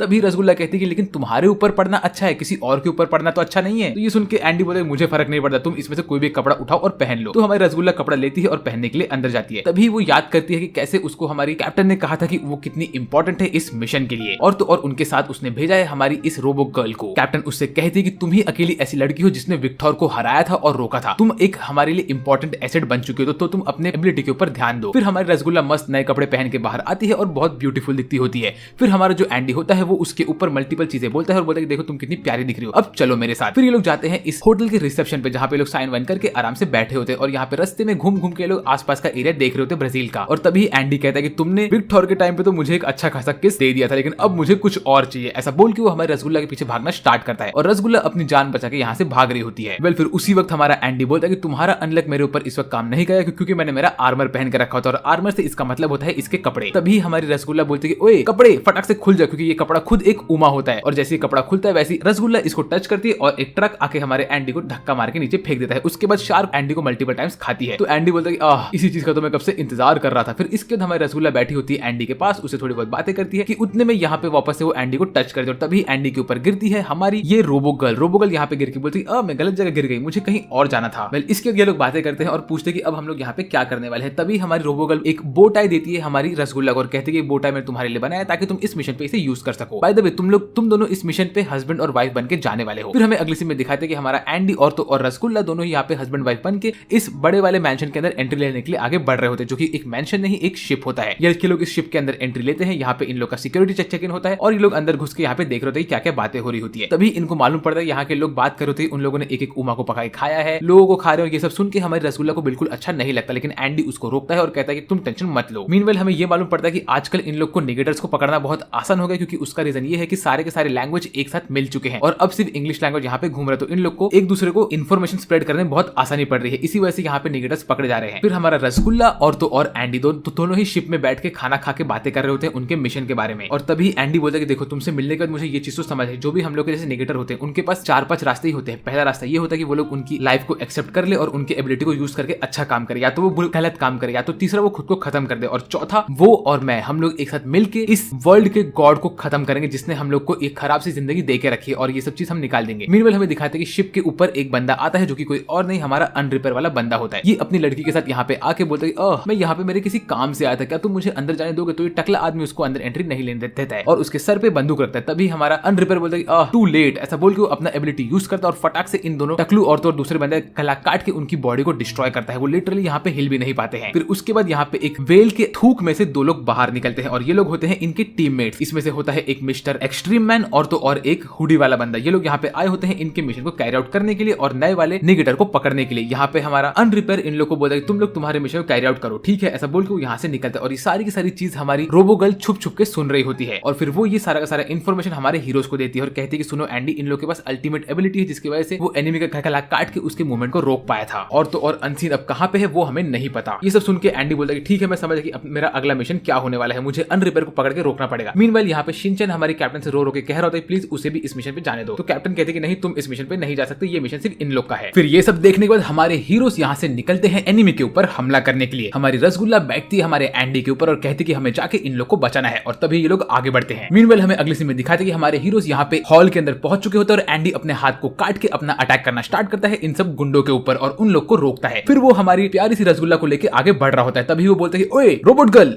मेरा तलवार लेके आ। तो रोबोट गर्ल उसका तलवार फेंकने के लिए रेडी होती है। मीनवाइल यहाँ पे ये लोग हमारे एंडी के ऊपर अभी भी हमला कर रहे होते हैं। तभी हमारा एंडी अपना तलवार लेता है रोबोट गर्ल से और वो तलवार लेके फटाक से अपना गला काटता है और बोलता है कि अब अनलक गिरने वाला है। जैसे ही वो ऐसे बोलता है वैसे ही उसके टकले के नीचे से पूरी की पूरी शिप टूटती है और यहाँ पे सब लोग गिरने लगते हैं। तभी हमारा एंडी आता है, आगे बढ़ के हमारी रसगुल्ला से अपना तलवार लेता है। मीनवाइल यहाँ पे ये अनरिपेयर वाला बंदा रेडी होता है इन लोग के ऊपर अटैक करने के लिए और एंडी अपना को रीजनरेट करके रसगुल्ला को पकड़ता है और ये लोग यहाँ से नीचे नीचे करके भाग रहे होते हैं। फिर हमें अगले सीन में दिखाते हैं कि सब जो अर्थक्वेक पड़ता है उसी बीच में ये लड़का एक केज खोल के यहाँ से निकल रहा होता है। तभी ये बंदा उसके ऊपर हमला करने के लिए आगे बढ़ता है, बोलता है तुम एक नेगेटर हो, तो मैं तुम्हें ऐसे जाने नहीं दूंगा। तो ये बंदा अपने बाल ऊपर करके इसके मूवमेंट को रोकता है। तभी हमें ये मालूम पड़ता है ये जो बंदा है इसके पास भी एक स्पेशल पावर है, जो पावर ऐसा है कि किसी को भी देख के रोक सकता है। ये यहाँ पे रुका हुआ रहता है और एनिमी भी इसको देख के खड़ा रहता है। फिर जैसे ये हिलता है यहाँ से तो एनिमी वापस से हिलने लगता है। तभी हमको ये मालूम पड़ता है कि इसकी पावर ऐसी है कि अगर ये हिलेगा तो एनिमी हिलेगा, अगर ये नहीं हिलेगा तो एनिमी नहीं हिलेगा, ये लोगों को फ्रीज कर सकता है। तभी हमें ये मालूम पड़ता है कुछ टाइम पहले तक ये मस्त गाने सुन सुन के अपने स्कूल में जा रहा होता है और सब लोग इसके आसपास इंग्लिश में बात करते हैं और इसको इंग्लिश समझता ही नहीं है। ये बोलते हैं तुम लोग जापानीज जगह इंग्लिश में बात क्यों करो, तुम लोग सब शाणे क्यों बन गए। प्लस उसके साथ साथ हर एक चीज इंग्लिश कैसे हो गई, क्योंकि इसको कुछ पता ही नहीं चल रहा है।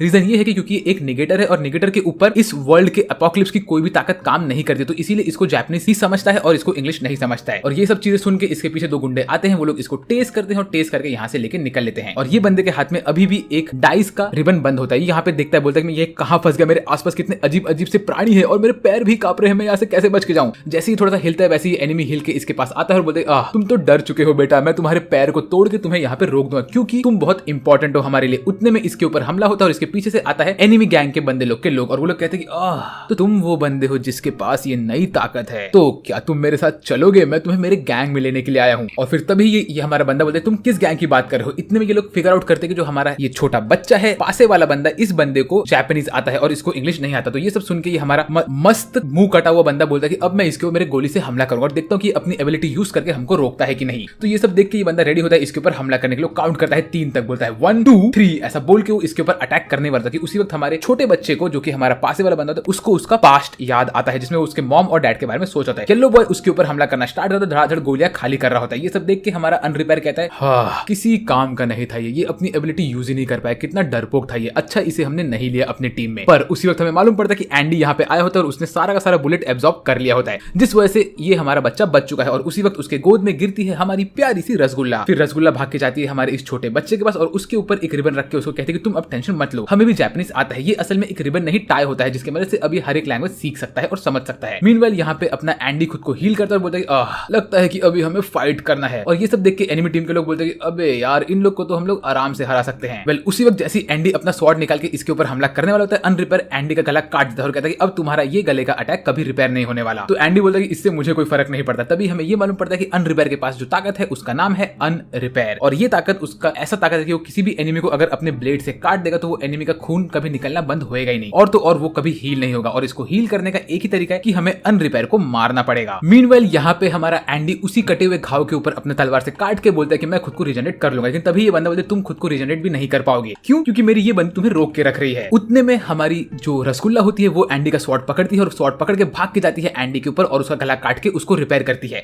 और इस चीज का फायदा उठा के एंडी अपने कटे हुए मुंडी से अटैक करता है अनरिपेयर के मुंह के ऊपर और अनरिपेयर के नाक से खून निकलना स्टार्ट होता है। उतने में यहाँ पे आती है हमारी रोबोट गर्ल, वो यहाँ पे आके इन दोनों को पकड़ के निकलती है, बोलती है कि एंडी और तो और रसगुल्ला तुम लोग इससे फाइट करो, मैं इन दोनों को संभालती हूँ। ऐसा बोल के वो उन लोग को लेके जाती है दूर। तो इसी बीच में हमारा एंडी खुद के हाथ को काटता है और रिपेयर बूस्ट यूज करके इस बंदे के ऊपर हमला करना स्टार्ट करता है। वो इसके ऊपर क्रिम्सन क्रेसेंट मून यूज करता है। वेल लेकिन हमारा अनरिपेयर लिटरली एंडी के हाथों को काट देता है और एंडी के जो कटे हुए हाथ होते हैं वो वहां पे डिस्ट्रॉय होते हैं। फिर एंडी अपने हाथों को फिर से रीजनरेट करता है और हमला करना स्टार्ट करता है। फिर वो धड़ाधड़ अपने फोर आर्म्स को काटता है और इस बंदे के ऊपर अटैक पे अटैक करता है। लेकिन उसी बीच में ये हमारी छोटी लड़की यहाँ पे आती है और वो एंडी के अटैक को डिफ्लेक्ट करती है। मतलब इसके पास भी कोई ना कोई ताकत तो है। और ये सब देख के हमारा अनरिपेयर कहता है तुम सब में कितनी ताकत है, ओए एंडी क्यों ना तू मेरे साइड से आ जाए, मैं तेरे से दोस्ती करूंगा और तुझे मेरे अपने टीम में रखूंगा। फिर वो अपनी लड़की को कहता है कि ओए मेरा नाक ठीक कर, लेकिन वो लड़की उसका नाक ठीक नहीं करती और उसको बोलती है मैं तुम्हारा नाक ठीक नहीं करूंगी। तो वो बोलता है प्लीज कर दे। तो ये सुन के वो लड़की उसका नाक ठीक कर देती है। फिर इसके बाद हमारा ये अनरिपेयर कहता है कि तुमने जिस बंदे को अपने पास पकड़ के रखा है वो लड़का एक नंबर का डरपोक है, तो उसकी जो एबिलिटी है वो तो बहुत इंसेन है, लेकिन ये बंदा के अंदर ताकत है नहीं। तो हम लोग क्या करेंगे ना, हम लोग इस बंदे को मारेंगे ताकि इसके अंदर की एबिलिटी निकल के किसी और इंसान में चली जाए और हम लोग फिर उस इंसान को ढूंढेंगे और उसको अपने पास कैप्चर करेंगे। तो इसको मुझे मारने दे दे एंडी, समझा क्या? तो ये सब सुन के हमारा ये पासे वाला बंदा बहुत शॉक होता है और उसी वक्त ये बंदा कहता है कि और मैं जानता हूं कि तुम लोग क्या चाहते हो एंडी, तुम लोग ने यूनियन को इसीलिए ज्वाइन किया क्योंकि तुम लोग यूनियन के अंदर जाके गॉड को मारना चाहते हो, है ना? लेकिन तुम लोग उस गॉड को नहीं मार सकते। ये ऐसे बात कर ही रहा होता है कि उतने बीच में एंडी अपना हाथ काट के इस लड़की के मुंह पे अपना खून मार देता है ताकि वो अपना एबिलिटी यूज न कर पाए। फिर इसी बीच में जो हमारा ये अनरिपेयर होता है वो अपना एक चाकू लेके फेंकता है इस लड़के के ऊपर। एंडी भाग के जाता है उस चाकू को रोकने के लिए, लेकिन वो चाकू एंडी के हाथ को काट के आर पार निकलता है और जाता है लड़के को लगने के लिए। लेकिन तभी हमारी रसगुल्ला बीच में कूदती है और इस लड़के को बचाती है और उसको खुद को चाकू लगता है, जिस वजह से अब ये लड़की की जो हमारी रसगुल्ला होती है उसका बॉडी रिपेयर नहीं हो सकता। तभी एंडी बोलता है कि ओए इसको ठीक कर, समझा कि नहीं। तो ये सुन के हमारा अनरिपेयर कहता है अब ये ठीक नहीं हो सकती, इसके पास सिर्फ 1 घंटे का समय है। अगर तुमने 1 घंटे के अंदर मुझे मार दिया तो मेरी एबिलिटी इसके ऊपर से निकल जाएगी, लेकिन अगर तुम ऐसा नहीं कर पाए तो ये लड़की तुम्हारे हाथ से निकल जाएगी, समझे ना। तो ये सुन के एंडी बोलता है कि अब बस सब खत्म हो गया। ऐसा बोल के वो अपने सर में से कार्ड निकाल के विक्टर को लेके आने वाला होता है, लेकिन हमारी रसगुल्ला उसको रोक देती है। क्यों रसगुल्ला, तूने विक्टर को आने से क्यों रोका? अगर विक्टर यहाँ पे आता तो वो अगले ही सेकंड में इस अनरिपेयर को खत्म कर देता। अनरिपेयर विक्टर के सामने टिक ही नहीं सकता क्योंकि विक्टर का टाइटल ये कि वो आज तक एक भी बैटल नहीं हारा है। तो ये सब सुन के एंडी बोलता है कि ठीक है रसगुल्ला, मैं तुम्हारी बात सुन के विक्टर को आने नहीं दूंगा, हमारे पास 1 घंटा है इसे पकड़ने के लिए। उतने में यहाँ पे बाकी सब इंसान आते हैं और वो लोग हमारे एंडी और रसगुल्ला के ऊपर हमला करना स्टार्ट करते हैं। और इसी मौके का फायदा उठा के हमारा जो पासे वाला बंदा होता है वो हमारी रसगुल्ला के बॉडी के ऊपर कपड़ा रखता है और कहता है कि तुम लोग यहाँ पे वेट करो, मैं इसको रोकूंगा। तभी ये बंदा आगे बढ़ता है और इनके गोली को रोकने के लिए आगे बढ़ता है, लेकिन जो एनिमी होते हैं वो बोलते हैं ओए हमको तुझसे फर्क नहीं है, ऐसा बोल के वो लोग गोली मारने के लिए आगे बढ़ते। तो हमारा ये पासे वाला बंदा अपने मॉम डैड को याद करता है और उसको उसकी बैक स्टोरी आती है। जब उसकी मॉम ने उससे कहा था कि बेटा जब तुझे कुछ अच्छे लोग मिले तो उनके लिए तू अपनी जान की बाजी लगा सकता है और वो लोग तेरे लिए बहुत अच्छे भी रहेंगे। ये सब सोच के हमारा ये पासे वाला बंदा अपनी मॉम को याद करता है और बोलता है कि मैं मेरे दोस्तों को बचाऊंगा। और उसी वक्त ये सारे के सारे एनिमीज इसके ऊपर गोली मारना स्टार्ट करते हैं। तो पासे वाला बंदा अपने सर पे अपने पासे बांधता है और लिटरली एक कांधे में कन्वर्ट होता है और वो यूज करता है उसका एबिलिटी जो कि होता है अनमूव। वो अपने दोनों आंखों से देख के इन सब बुलेट्स को रोकता है। तो मुझे इतना तो समझ है इसकी एबिलिटी तब एक्टिवेट होती है जब ये अपने दोनों के दोनों आंखों से देख रहा होता है किसी को। अगर ये एक सिंगल आंख से देख रहा है तो एबिलिटी इसकी एक्टिवेट नहीं होती है, जिस वजह से इसके आगे पीछे के सब लोग जम चुके हैं और जो इसके पीछे के लोग हैं वो लोग सिर्फ भाग सकते हैं। तो ये कहता है कि अगर मैं यहाँ से हिला तो इनकी गोली मुझे लग जाएगी, अब मैं करूँ क्या? लेकिन प्लीज चाहे कुछ भी हो जाए मिस्टर एंडी आप इस लड़की की जान बचाइए। इसके बाद हमें अगले सीन में दिखाते हैं कि हमारी रोबोट गर्ल यहाँ पे इन दोनों गुंडों से लड़ रही होती है। ये लोग उसके ऊपर मल्टीपल गोली मार रहे होते हैं, ग्रेनेड फेंक रहे होते हैं, बहुत कुछ कर रहे होते हैं। तभी हमें ये मालूम पड़ता है कि जो ये टाके वाला बंदा है इसके पास जो एबिलिटी है वो ये है कि अपने बॉडी में ग्रेनेड और गोलियां बना सकता है। ये धड़ाधड़ हमारी रोबोट गर्ल के ऊपर हमला करता है। यहाँ पे आग लग चुकी होती है लेकिन इसका कुछ असर नहीं होता। यहाँ तक कि जो इसमें से हुडी वाला बंदा होता है वो लिटरली रोबोट गर्ल को एक मुक्का मारता है और उसके बॉडी को डिस्ट्रॉय कर देता है। तो इसका ये मतलब है कि जो ये हुडी वाला बंदा है वो बहुत ही ज्यादा स्ट्रॉन्ग है। फिर हमें अगले सीन में दिखाते हैं कि यहाँ पे हमारा एंडी हमारी रोबोट गर्ल को बताता है कि उनके पास सिर्फ 1 घंटा बचा है इस बंदे को मारने के लिए। अगर इन लोगों ने इस अनरिपेयर वाले बंदे को नहीं मारा तो प्रॉब्लम ये है कि हमारी रसगुल्ला खत्म हो जाएगी। मीनवेल हमें अगले सीन में दिखाते हैं हमारी रोबोट गर्ल का बैक स्टोरी की, जहाँ पे इसने जब हमारे एंडी को मुक्का मारा होता है और गुस्सा होती है उसके ऊपर क्योंकि उसने हमारी पिंक बुढ़िया को मारा होता है। तो यहाँ पे जो हमारी कैप्टन इनको रोकती है उसी चीज के बारे में बातें हो रही होती है। ये सब होने के बाद हमारी रोबोट गर्ल चाहती है इनसे बात करने के लिए। वो बोलती है कि ओए एंडी मैं तेरे साथ 1v1 करूंगी मेरे सीक्रेट चेंबर के अंदर। तो ये लोग जाते हैं एक सीक्रेट चेंबर के अंदर, वहां पे इन लोग की फाइट चल रही होती है। एंडी खड़ा होता है रोबोट गर्ल के सामने और तो हमारी रसगुल्ला दूर से सब देख रही होती है। रोबोट गर्ल एंडी के ऊपर हमले पे हमला करती है और एंडी इन सबको डॉज कर करके आराम से यहाँ पे घूम रहा होता है और ये सब चीज हमारा मैड साइंटिस्ट ऊपर से देख रहा होता है। तभी एंडी इस रोबोट गर्ल को बोलता है कि देखो वो जो लड़की थी ना पिंक बुढ़िया वो मुझसे प्यार करती थी, ये बात मैं जानता हूँ, लेकिन वो चाहती थी कि मैं ही उसे खत्म करूँ, इसीलिए मैंने उसे खत्म किया। ये सब चीजें वो पहले से जानती थी। लेकिन ये सुन के हमारी रोबोट गर्ल गुस्सा होती है, वो मल्टीपल अटैक करती है, वो लिटरली गम कैटलिंग मारती है एंडी के ऊपर। लेकिन इसमें से एक मुक्का हल्का सा रिलीज होकर हमारी रसगुल्ला के पास जाता है और हमारी रोबोट गर्ल को लगता है कि उसने रसगुल्ला को मार दिया। ये देख के रोबोट गर्ल एकदम से टेंशन में आती है, लेकिन उसी वक्त एंडी यहाँ पे आके रसगुल्ला को बचाता है और ये सब देख के रोबोट गर्ल एकदम से उदास हो जाती है, कहती है कि मेरी गलती की वजह से अभी ये रसगुल्ला मर सकती थी, मैं कितनी उदास हो चुकी हूँ। फिर उसी वक्त पता नहीं क्यों लेकिन हमारा जो एंडी होता है उसके कपड़े एकदम से फट चुके होते हैं, तो वो जंप मारता है रोबोट गर्ल के मुंह के ऊपर और लिटरली अपना खतरनाक पार्ट इस रोबोट गर्ल के आंखों पे भर देता है, जो देख के यहाँ पे सबकी हवा टाइट हो जाती है और ये देख के रोबोट गर्ल एकदम से गुस्सा होती है और उसकी बॉडी एकदम से लाल हो गई होती है। तभी हमारा ये मैड साइंटिस्ट बोलता है कि ओए एंडी और रसगुल्ला वहां से फटाफट निकलो, क्योंकि इस वक्त वो अपना आपा खो चुकी है। हम लोगों ने ये सिस्टम को रोबोट गर्ल की बॉडी को बचाने के लिए बनाया था। इसका ये मतलब है कि हम लोगों ने उसको पावर देने के लिए ये सब नहीं किया है, हम लोगों ने बाहर की दुनिया को उससे बचाने के लिए ये रोबोटिक कस्टम बना के रखा है और अब जब उसकी पावर छूट रही है तो वो यहाँ पे एक्सप्लोड करके पूरे पूरे धमाका कर सकती है। ये सब देख के लोग यहाँ पे सारे के सारे लोगों को लेवल 1 से लेकर लेवल 5 तक पहुंचा रहे होते हैं और कहते हैं तुम लोग फटाफट यहाँ से निकलो। यहाँ पे एकदम इमरजेंसी का काम चल रहा होता है। उसी वक्त हमें दिखाते हैं कि हमारा मैक्स यहाँ पे 2 बच्चों को लेकर भाग रहा होता है, एक उसमें से एक बच्चा होता है और एक होता है हमारा जेम्स बॉन्ड। इन लोग को लेकर भाग रहा होता है। मीनवाइल यहाँ पे रोबोट गर्ल अपने आर्मर के अंदर रो रही होती है, कहती है कि मुझसे ये क्या हो गया, मैं रुकना चाहती हूँ लेकिन मुझे समझ में नहीं आ रहा है। उसी वक्त रसगुल्ला भाग के जाती है रोबोट गर्ल के आंख पे चिपकती है और कहती है कि मैं तेरे साथ हूँ, तू टेंशन मत ले। तो रोबोट गर्ल कहती है कि बहन तू मेरे से चिपक क्यों रही है, दूर जा मुझसे। उसी वक्त हमारी रसगुल्ला कहती है कि प्लीज मुझे माफ कर दो, लेकिन वो पिंक बुढ़िया को मारने वाली मैं थी, एंडी नहीं, मेरे अनलक ने उसे मारा था। ये सब सुन के वो थोड़ा बहुत रोती है रोबोट गर्ल के आंखों के ऊपर और उसी वक्त पता नहीं कैसे लेकिन रोबोट गर्ल हल्का हल्का शांत होने लगती है और उसका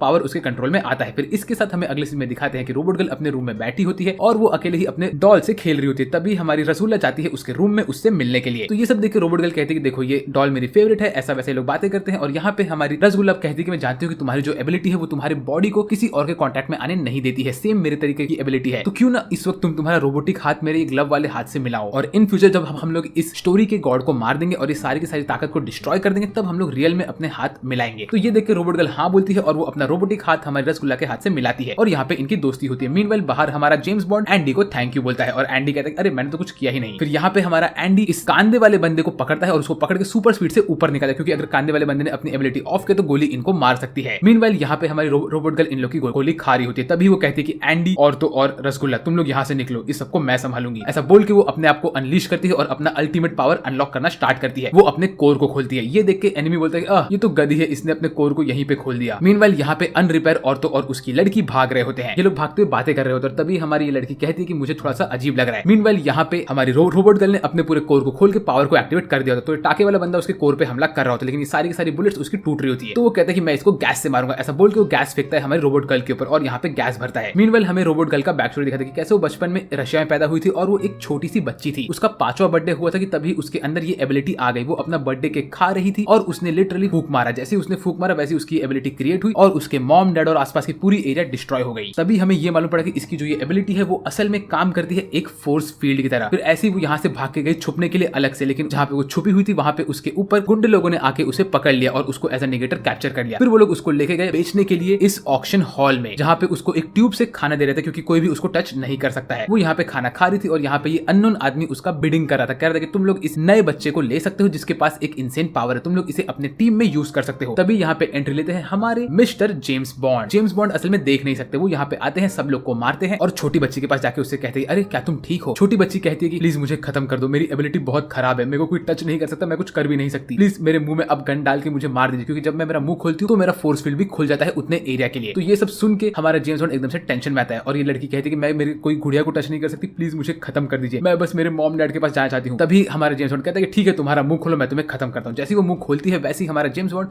अपने जेब में से निकालता है ब्रेड वाले बिस्किट और ये वो हमारी इस लड़की को खिलाता है। कहता है कि तुम्हारा जो ये एबिलिटी है, जब तुम अपना मुंह खोलते हो तो वहां पे एक वैक्यूम क्रिएट होता है जिसकी वजह से वहां पे तुम्हारी एबिलिटी काम नहीं करती, इसलिए तुम्हारे मुंह के थ्रू ट्यूब से पानी पिला सकते हैं और तुम्हें खाना भी खिला सकते हैं, तुम टेंशन मत लो, मैं तुम्हारा हमेशा ध्यान रखूंगा। फिर हमें अगले सीन में दिखाते हैं कि हमारा मैड साइंटिस्ट यहाँ पे बैठ के इस लड़की के लिए उसका रोबोटिक सूट क्रिएट करता है और ऐसे ही इस लड़की को इसका रोबोटिक सूट भी मिल जाता है। फिर लड़की कहती है कि क्या मैं आप लोग को ज्वाइन कर सकती हूँ। तभी ये लोग कहते हैं कि हाँ तुम ज्वाइन कर सकती हो, तुम हमारे लिए एक वेपन भी बन सकती हो और हमारी एलाई भी बन सकती हो। मीनवाइल यहाँ पे एंडी ऊपर पहुंच जाता है और बोलता है ओए रोबोगर्ल मैं ऊपर सेफ पहुंच चुका हूँ। फिर रोबोगर्ल अपने पावर को अनलीश करती है और उसके बाल येलो से एकदम से लाइट पिंक हो जाते हैं और वो यहाँ पे अपने पावर को अनलीश करके एक सिंगल अटैक में मारती है अनटचेबल मूव। जैसे ये मूव एक्टिवेट होता है वैसे ही हमारे इस टाके वाले बंदे का एक हाथ तो ऐसे ही पिघल जाता है और ये पूरी की पूरी शिप फट के डिस्ट्रॉय होती है। ये सीन मुझे बहुत एपिक लग रहा था। फिर उसी वक्त हमारा एंडी देखता है कि जो अनरिपेयर बंदा है वो भी हवा में उड़ रहा है। तो एंडी बोलता है कि अब इसको मैंने धर लिया, तुम टेंशन मत लो। ऐसा बोल के वो अपने हाथ को काटता है और उसमें से एक उंगली का बुलेट बना के फेंकता है अनरिपेयर के ऊपर। उसके बाद हमारा अनरिपेयर अपने पैर से लात मार मार के यहाँ पे टूटे हुए रबल को यूज करके एंडी के बुलेट्स को डिफ्लेक्ट कर रहा होता है और वो मिड एयर में पता नहीं कैसे लेकिन उड़ पा रहा होता है, क्योंकि उसके पैर में बूट्स में जो होते हैं वो होते हैं जेट्स। मीनवाइल अपना एंडी भी पैरों को काट काट के अपने ब्लड फ्लो से उड़ रहा होता है। ये लोग लिटरली मिड एयर में लड़ रहे होते हैं। उसी वक्त एंडी कहता है कि ओए कांदे वाले बंदे मुझे तेरी जरूरत है, तू तेरी ताकत यूज करना और हमें बचाना, मैं जानता हूँ कि तू ये सब कर सकता है। उसी वक्त कांदे वाला बंदा कहता है कि मॉम डैड देखिए मैं करने वाला हूँ। फिर हमें अगले सीन में दिखाते हैं कि हमारा एंडी अपने उंगली से गोली मारता है और हमारा कांदे वाला बंदा अपने पावर से इस गोली को रोकता है। उसके साथ साथ वो इन दोनों को भी रोक के रखता है। तभी जो हमारी लड़की होती है वो कहती है कि मैंने इतना अजीब सा चेहरा क्यों बना के रखा है। यहाँ पे एंडी भी रुका हुआ होता है, कांदे वाला बंदा भी रुका हुआ होता है और सब लोग रुके हुए होते हैं जो भी उसके आंखों के सामने होते हैं। लेकिन तभी एंडी अपने उंगली से एक और बुलेट तोड़ के निकालता है। तो ये इसने कैसे किया? उसी वक्त ये बुलेट जाके लगती है इस बंदे के पास में और वहां पे आके रुक जाती है। तभी हमें ये मालूम पड़ता है कि ये बंदे ने ये सब कैसे किया। जो हमारा कांदे वाला बंदा है उसके नजरों में जितना एंगल आएगा उतना ही एंगल को रोक सकता है और जो भी चीज उसके आंखों के एंगल के बाहर है वो सारी चीजें मूव कर सकती है। तो इनिशियली तो एंडी की उंगली इसके एंगल के बाहर थी, लेकिन जैसे वो आगे बढ़ी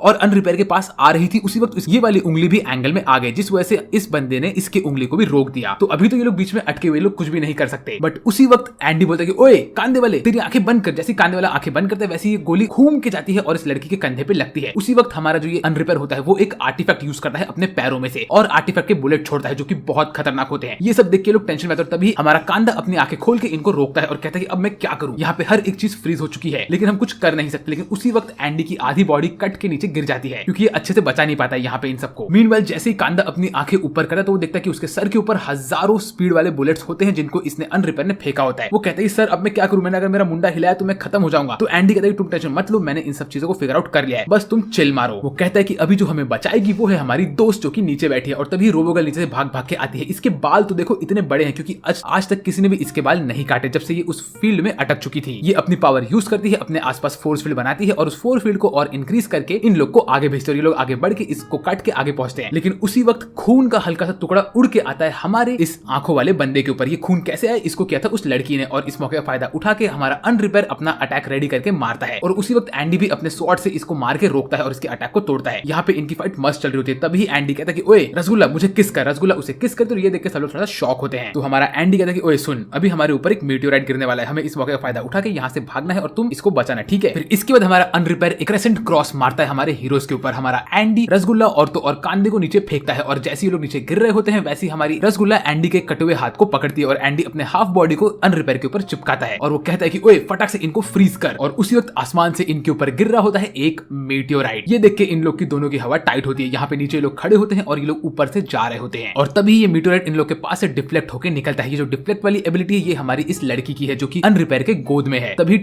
हमारी छोटी बच्ची इन लोग को पकड़ के रखती है अपने फोर्स फील्ड से और ये लोग भाग भाग के जा रहे होते हैं। मीनवाइल एंडी उड़ते उड़ते अपने उंगली से एम लगा के इनके ऊपर खड़ा होता है और बोलता है कि मुझे इन्हें खत्म करना ही पड़ेगा। उसी वक्त हमारे हीरोज नीचे से भाग भाग के इसके पास जा रहे होते हैं और तभी हमारी रसगुल्ला कहती है कि ओए कांदे, मेरे को तेरे पे यकीन है, तू ऐसा कर सकता है। तो कांदा अपनी आंखें बंद करता है और पूरी तरह से आंखें खोल के इन लोग को रोक के रखता है। वो कहता है कि अब तुम लोग यहाँ से नहीं जा सकते। तभी हमारा ये बंदा कहता है कि भले ही हम लोग यहाँ से जा नहीं सकते, लेकिन ये बंदा भी तो कुछ नहीं करता। लेकिन उसी वक्त एंडी का आधा बॉडी पीछे से उड़ते उड़ते आता है और वो अपने उंगली से क्रिम्सन बुलेट निकाल के इन लोग को मारता है और ये गोली लिटरली अनरिपेयर के दिल को आर पार करके निकलती है और इसी के साथ साथ अनरिपेयर खत्म हो गया, मुझे नहीं पता। जैसे अनरिपेयर नीचे गिर रहा होता है वैसे वो गुस्से में हमारी छोटी बच्ची और बाकी लोग को देख रहा होता है। लेकिन गिरते गिरते हमारी ये लड़की सीटी मारती है और तभी एक बड़ा सा वेल नीचे आता है और वो इन लोग को अपने मुंह में पकड़ के यहाँ से निकलता है। उसी वक्त हमें ये मालूम पड़ता है कि जो हमारा ये टाके वाला बंदा था और तो और हुडी बॉय था, ये लोग भी जिंदा होते हैं वेल के मुंह के अंदर। फिर ये लोग यहाँ से निकलते हैं और चुपचाप यहाँ से कट लेते हैं। मीनवाइल यहाँ पे हमारी छोटी बच्ची और बाकी सब लोग एक साथ खड़े होते हैं। तभी छोटी बच्ची बोलती है कि क्या तुम लोग ठीक हो? तो ये लोग कहते हैं हाँ हम भी ठीक है। तो हमारी रसगुल्ला कहती है कि ओए छोटी बच्ची तेरे बाल बहुत क्यूट लग रहे हैं। मीनवाइल एंडी यहाँ पानी में तैर रहा होता है और तभी वो देखता है कि जो मीटियोराइट स्पिन होकर निकला था वो कहीं और जाके गिर चुका है और पानी में एकदम से उसने क्रेटर बना दिया है। फिर यहाँ पे हमें मालूम पड़ता है कि एंडी बोलता है कि उसने उस लड़की की एबिलिटी को पहचान लिया था। वो लड़की की एबिलिटी ऐसी है कि जब तक वो किसी को अपनी नजरों में देख सकती है तो वो उसका डायरेक्शन को डिस्ट्रॉय कर सकती है। इसलिए एंडी ने उसके इस एबिलिटी को काउंटर करने के लिए अपने हर बुलेट को कर्व करके डाला ताकि वो समझ ना पाए कि बुलेट कौन से एंगल से आ रहा है। इस वजह से वो लोग उनको पकड़ के मार पाए थे। मीनवाइल जब एंडी ने अपना क्रिम्सन बुलेट यूज किया तो उस वक्त वो अनरिपेयर के पीछे था। इसीलिए जब उसके पीछे था तो उसने हमारे कांदे वाले बंदे के आंखों के फ्रेम से बाहर निकल चुका था। इसीलिए वो अनरिपेयर के ऊपर हमला कर पाया था क्योंकि अनरिपेयर के बॉडी के पीछे वो छुपा हुआ था और कांदे वाले बंदे के आंखों के अंदर वो आया ही नहीं। और इसी मौके का फायदा उठा के कांदे वाले बंदे के आंखों से बच के एंडी ने इस अनरिपेयर को मार दिया था। फिर यहाँ पे लोग बैठ के मस्त बातें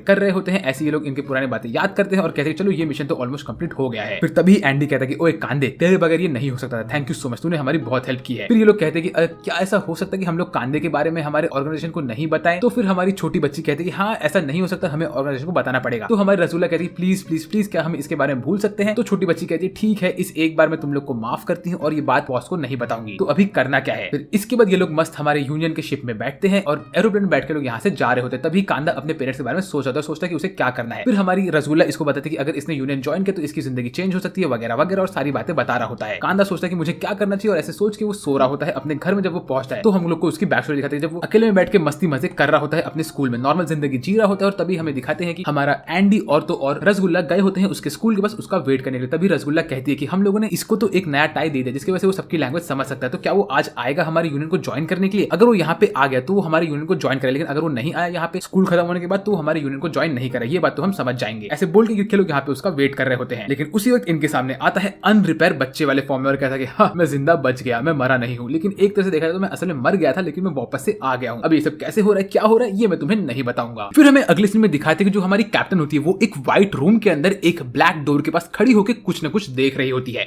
अब यहाँ पे ये क्या कर रही है इसका मुझे कुछ भी आइडिया नहीं है। वो उसको कहती है कि देखो हम लोग ऐसा कर सकते हैं और हम विक्टर को पकड़ के मार सकते हैं। तो यहाँ पे विक्टर के बारे में किससे बात कर रही है मुझे कुछ भी आइडिया नहीं है, पर होपफुली बहुत जल्दी आइडिया आ जाएगा। मीनवाइल हमें अगले सीन में दिखाते हैं यहाँ पे हमारे हीरोज वेट कर रहे होते हैं कांदे वाले बंदे का और कहते हैं कि अगर वो यहाँ पे आज आ गया तो हमें ये कंफर्म हो जाएगा कि वो हमारे साथ यूनियन में चल रहा है, लेकिन अगर वो नहीं आया तो हम लोग चुपचाप यहाँ से निकल लेंगे। लेकिन यहाँ पे कांदे की जगह पे कोई और आता है यहाँ पे अनरिपेयर अपने बच्चे वाले फॉर्म में। भाई मुझे इसके गोल्डन बूट्स बहुत पसंद है यार, और तो और ये लिटरली लिटरली अपने आंखों से निकलते हुए खूनी आंसू को चाटता है। भाई इतना बैडएस कोई कैसे हो सकता है। वेल अनरिपेयर को यहाँ पे देख के हमारी रसगुल्ला कहती है अरे तुम मरे नहीं, तो अनरिपेयर कहता है हाँ मर तो मैं गया था, लेकिन अब जो मैं यहाँ पे जिंदा हूँ ये मेरे टीम में किसी के स्पेशल एबिलिटी की वजह से हुआ है, जिसके बारे में मैं तुम्हें बताऊंगा नहीं, ठीक है। बाय द वे अब तो हम दोस्त है ना। ये सुन के हमारा एंडी फट से इसको एक मुक्का मारता और कहता है कि साले मैं तेरे को छोड़ने नहीं वाला हूँ, तूने मेरी बंदी के ऊपर हाथ कैसे उठाया, तेरे को क्या लगता है कि तू भी बच के निकल जाएगा। मैं बहुत खुश हूँ कि तू इस वक्त जिंदा है ताकि मैं तुझे तोड़ तोड़ के मारूं। तो हमारा अनलक कहता है कि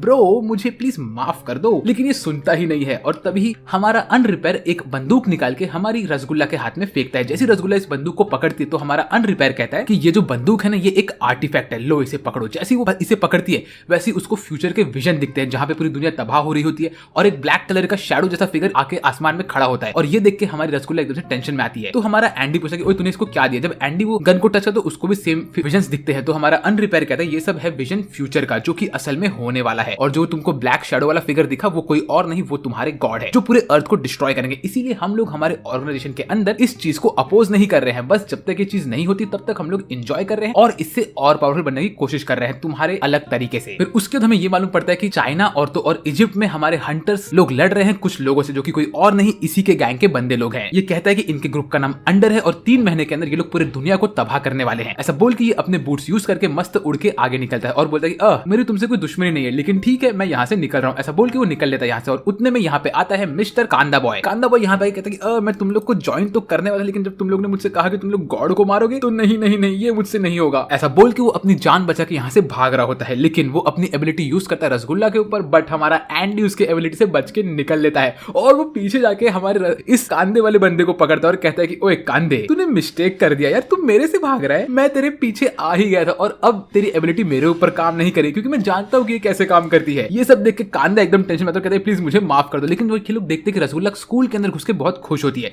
तभी एंडी को स्ट्राइक होता है कि रसगुल्ला ने कहा था कि वो कभी स्कूल नहीं जा पाई थी। तो एंडी बोलता है कि अरे कांदे तुम्हारे स्कूल में कोई बच्चे बैठे हैं क्या? तो कांदा कहता है नहीं कोई नहीं बचा। तो हमारा एंडी कहता है कि ओए रसगुल्ला चल स्कूल में। कांदा कुछ भूल चुका है। फिर ये लोग स्कूल के कपड़े पहनने का एक्टिंग करते हैं और स्कूल के अंदर जाते हैं। यहाँ पे घुसने के बाद हमारी रसगुल्ला बहुत खुश होती है। वो हमारे कांदे से मल्टीपल सवाल पूछती है। कांदे क्लासरूम में बैठती है, उसके चेयर पे बैठ के बोलती है वाओ ये कितनी मस्त जगह है, मैं कितनी खुश हूँ। यहाँ पे लोग ऐसे ही मजे कर रहे होते हैं। फिर उसी वक्त हमारा कांदा हमको उनके बैक स्टोरी के बारे में बताता है। कहता है कि उसकी मॉम से उसने वादा किया था कि उसको उसकी जिंदगी जीनी है और तो और उसको उसकी गलतियों का पश्चाताप करना है। फिर वो उसको बाकी लोग को अपना बैक स्टोरी बताया। कहता है कि उसने उसके खुद के पेरेंट्स को मार दिया था। ये सुनकर सब लोग को शॉक लगता है। फिर हमें अगले सीन में दिखाया था कि एक दिन कांदा अपने पेरेंट्स के साथ मस्त रोड क्रॉस करके जा रहा था और तभी अचानक से उसके अंदर अनमूव की एबिलिटी आ गई। अब ये एबिलिटी इसके अंदर कैसे है मैं ये आप लोगों को बताऊं। इस एनिमे के अंदर एक बंदे की एबिलिटी दूसरे बंदे में तब जाती है कि जब पहले वाला बंदा जिसके पास वो एबिलिटी है वो मर जाए तो रैंडमली किसी भी जिंदा बंदे के अंदर वो एबिलिटी आ जाती है। इसीलिए इसके पास रैंडमली ये अनमूव वाली एबिलिटी आ गई। इसने रोड क्रॉस किया इसके पेरेंट्स के साथ और ये घूम के इस पीछे देख रहा था अपने पेरेंट्स को, लेकिन इसके बाल उस वक्त छोटे तो ये अपने दोनों आंखों से अपने पेरेंट्स को देखता है और इसके पेरेंट्स वहां पे जम गए, फ्रीज हो गए क्योंकि उनके ऊपर अनमूव पड़ गया। और उसी वक्त सिग्नल खुला और एक ड्रंक ट्रक ड्राइवर ने आके इसके पेरेंट्स को उड़ा दिया। तो इसके आंखों के सामने इसके पेरेंट्स खत्म हो गए और तभी से ये ऐसा बन गया है। तभी से इसने कहा कि कभी भी अपने एबिलिटी को यूज नहीं करेगा और दुखी होकर बैठा हुआ था। ये सब सुन के हमारी रसगुल्ला को बहुत बुरा लगता है और तो और एंडी भी एकदम से सीरियस हो गया होता है। फिर वो कहता है कि मैंने मेरे मॉम से वादा किया था कि जब मेरे डैड वहां पे खत्म हो गए और मॉम मेरी सीरियसली इंजर्ड हो गई तो मैंने उनसे कहा था कि मैं सर्वाइव करूंगा और सर्वाइव करके मैं इस दुनिया की मदद करूंगा, इसीलिए मैं तुम लोग को ज्वाइन करने के लिए रेडी हूँ। फिर ये अब हम लोग को अपनी स्टोरी बताया। कहता है कि जब दुनिया में सारे के सारे लैंग्वेज एक साथ मिक्सअप हो गए तो इसको कुछ समझ में नहीं आया। फिर माफिया ने इसको किडनैप किया। फिर वहां पे आके एंडी और तो और हमारी फूको मतलब जो रसगुल्ला है उसने इसको बचाया। फिर ये कहता है कि मैं रेडी हूँ तुम्हारे साथ आने के लिए, इस बार मैं बच के नहीं भागने वाला हूँ। उसी वक्त यहाँ पे इसका दोस्त आता है और कहता है अरे कांदे तू यहाँ पे क्या कर रहा है और ये दोनों लोग कौन है? तो फिर हमारा कांदा कहता है अरे ये दोनों लोग मेरे दोस्त है और तुम टेंशन मत लो। यहाँ पे लोग बातें करते हैं और इतने में हमारा एंडी जाता है रसगुल्ला के पास और उसको गुदगुदी करके बहुत परेशान करता है। फिर इसके बाद यहाँ पे इनकी बातें खत्म होती है। कांदा अपने दोस्त से कहता है तुम मेरे बहुत अच्छे दोस्त है, तुमसे मिलकर मुझे बहुत अच्छा लगा, लेकिन अब मुझे जाना पड़ेगा। ऐसा बोल के वो एंडी का हाथ पकड़ता है और एंडी इसको पकड़े कहता है अब हमें निकलना पड़ेगा। फिर कांदा अपने कांदे वाले शेप में आता है, अपने दोस्त को फ्रीज करता है और ये लोग यहाँ से खिड़की से कूद के निकल लेते हैं। तो उसका दोस्त उसके पीछे भाग भाग के जाता है उसको बचाने के लिए।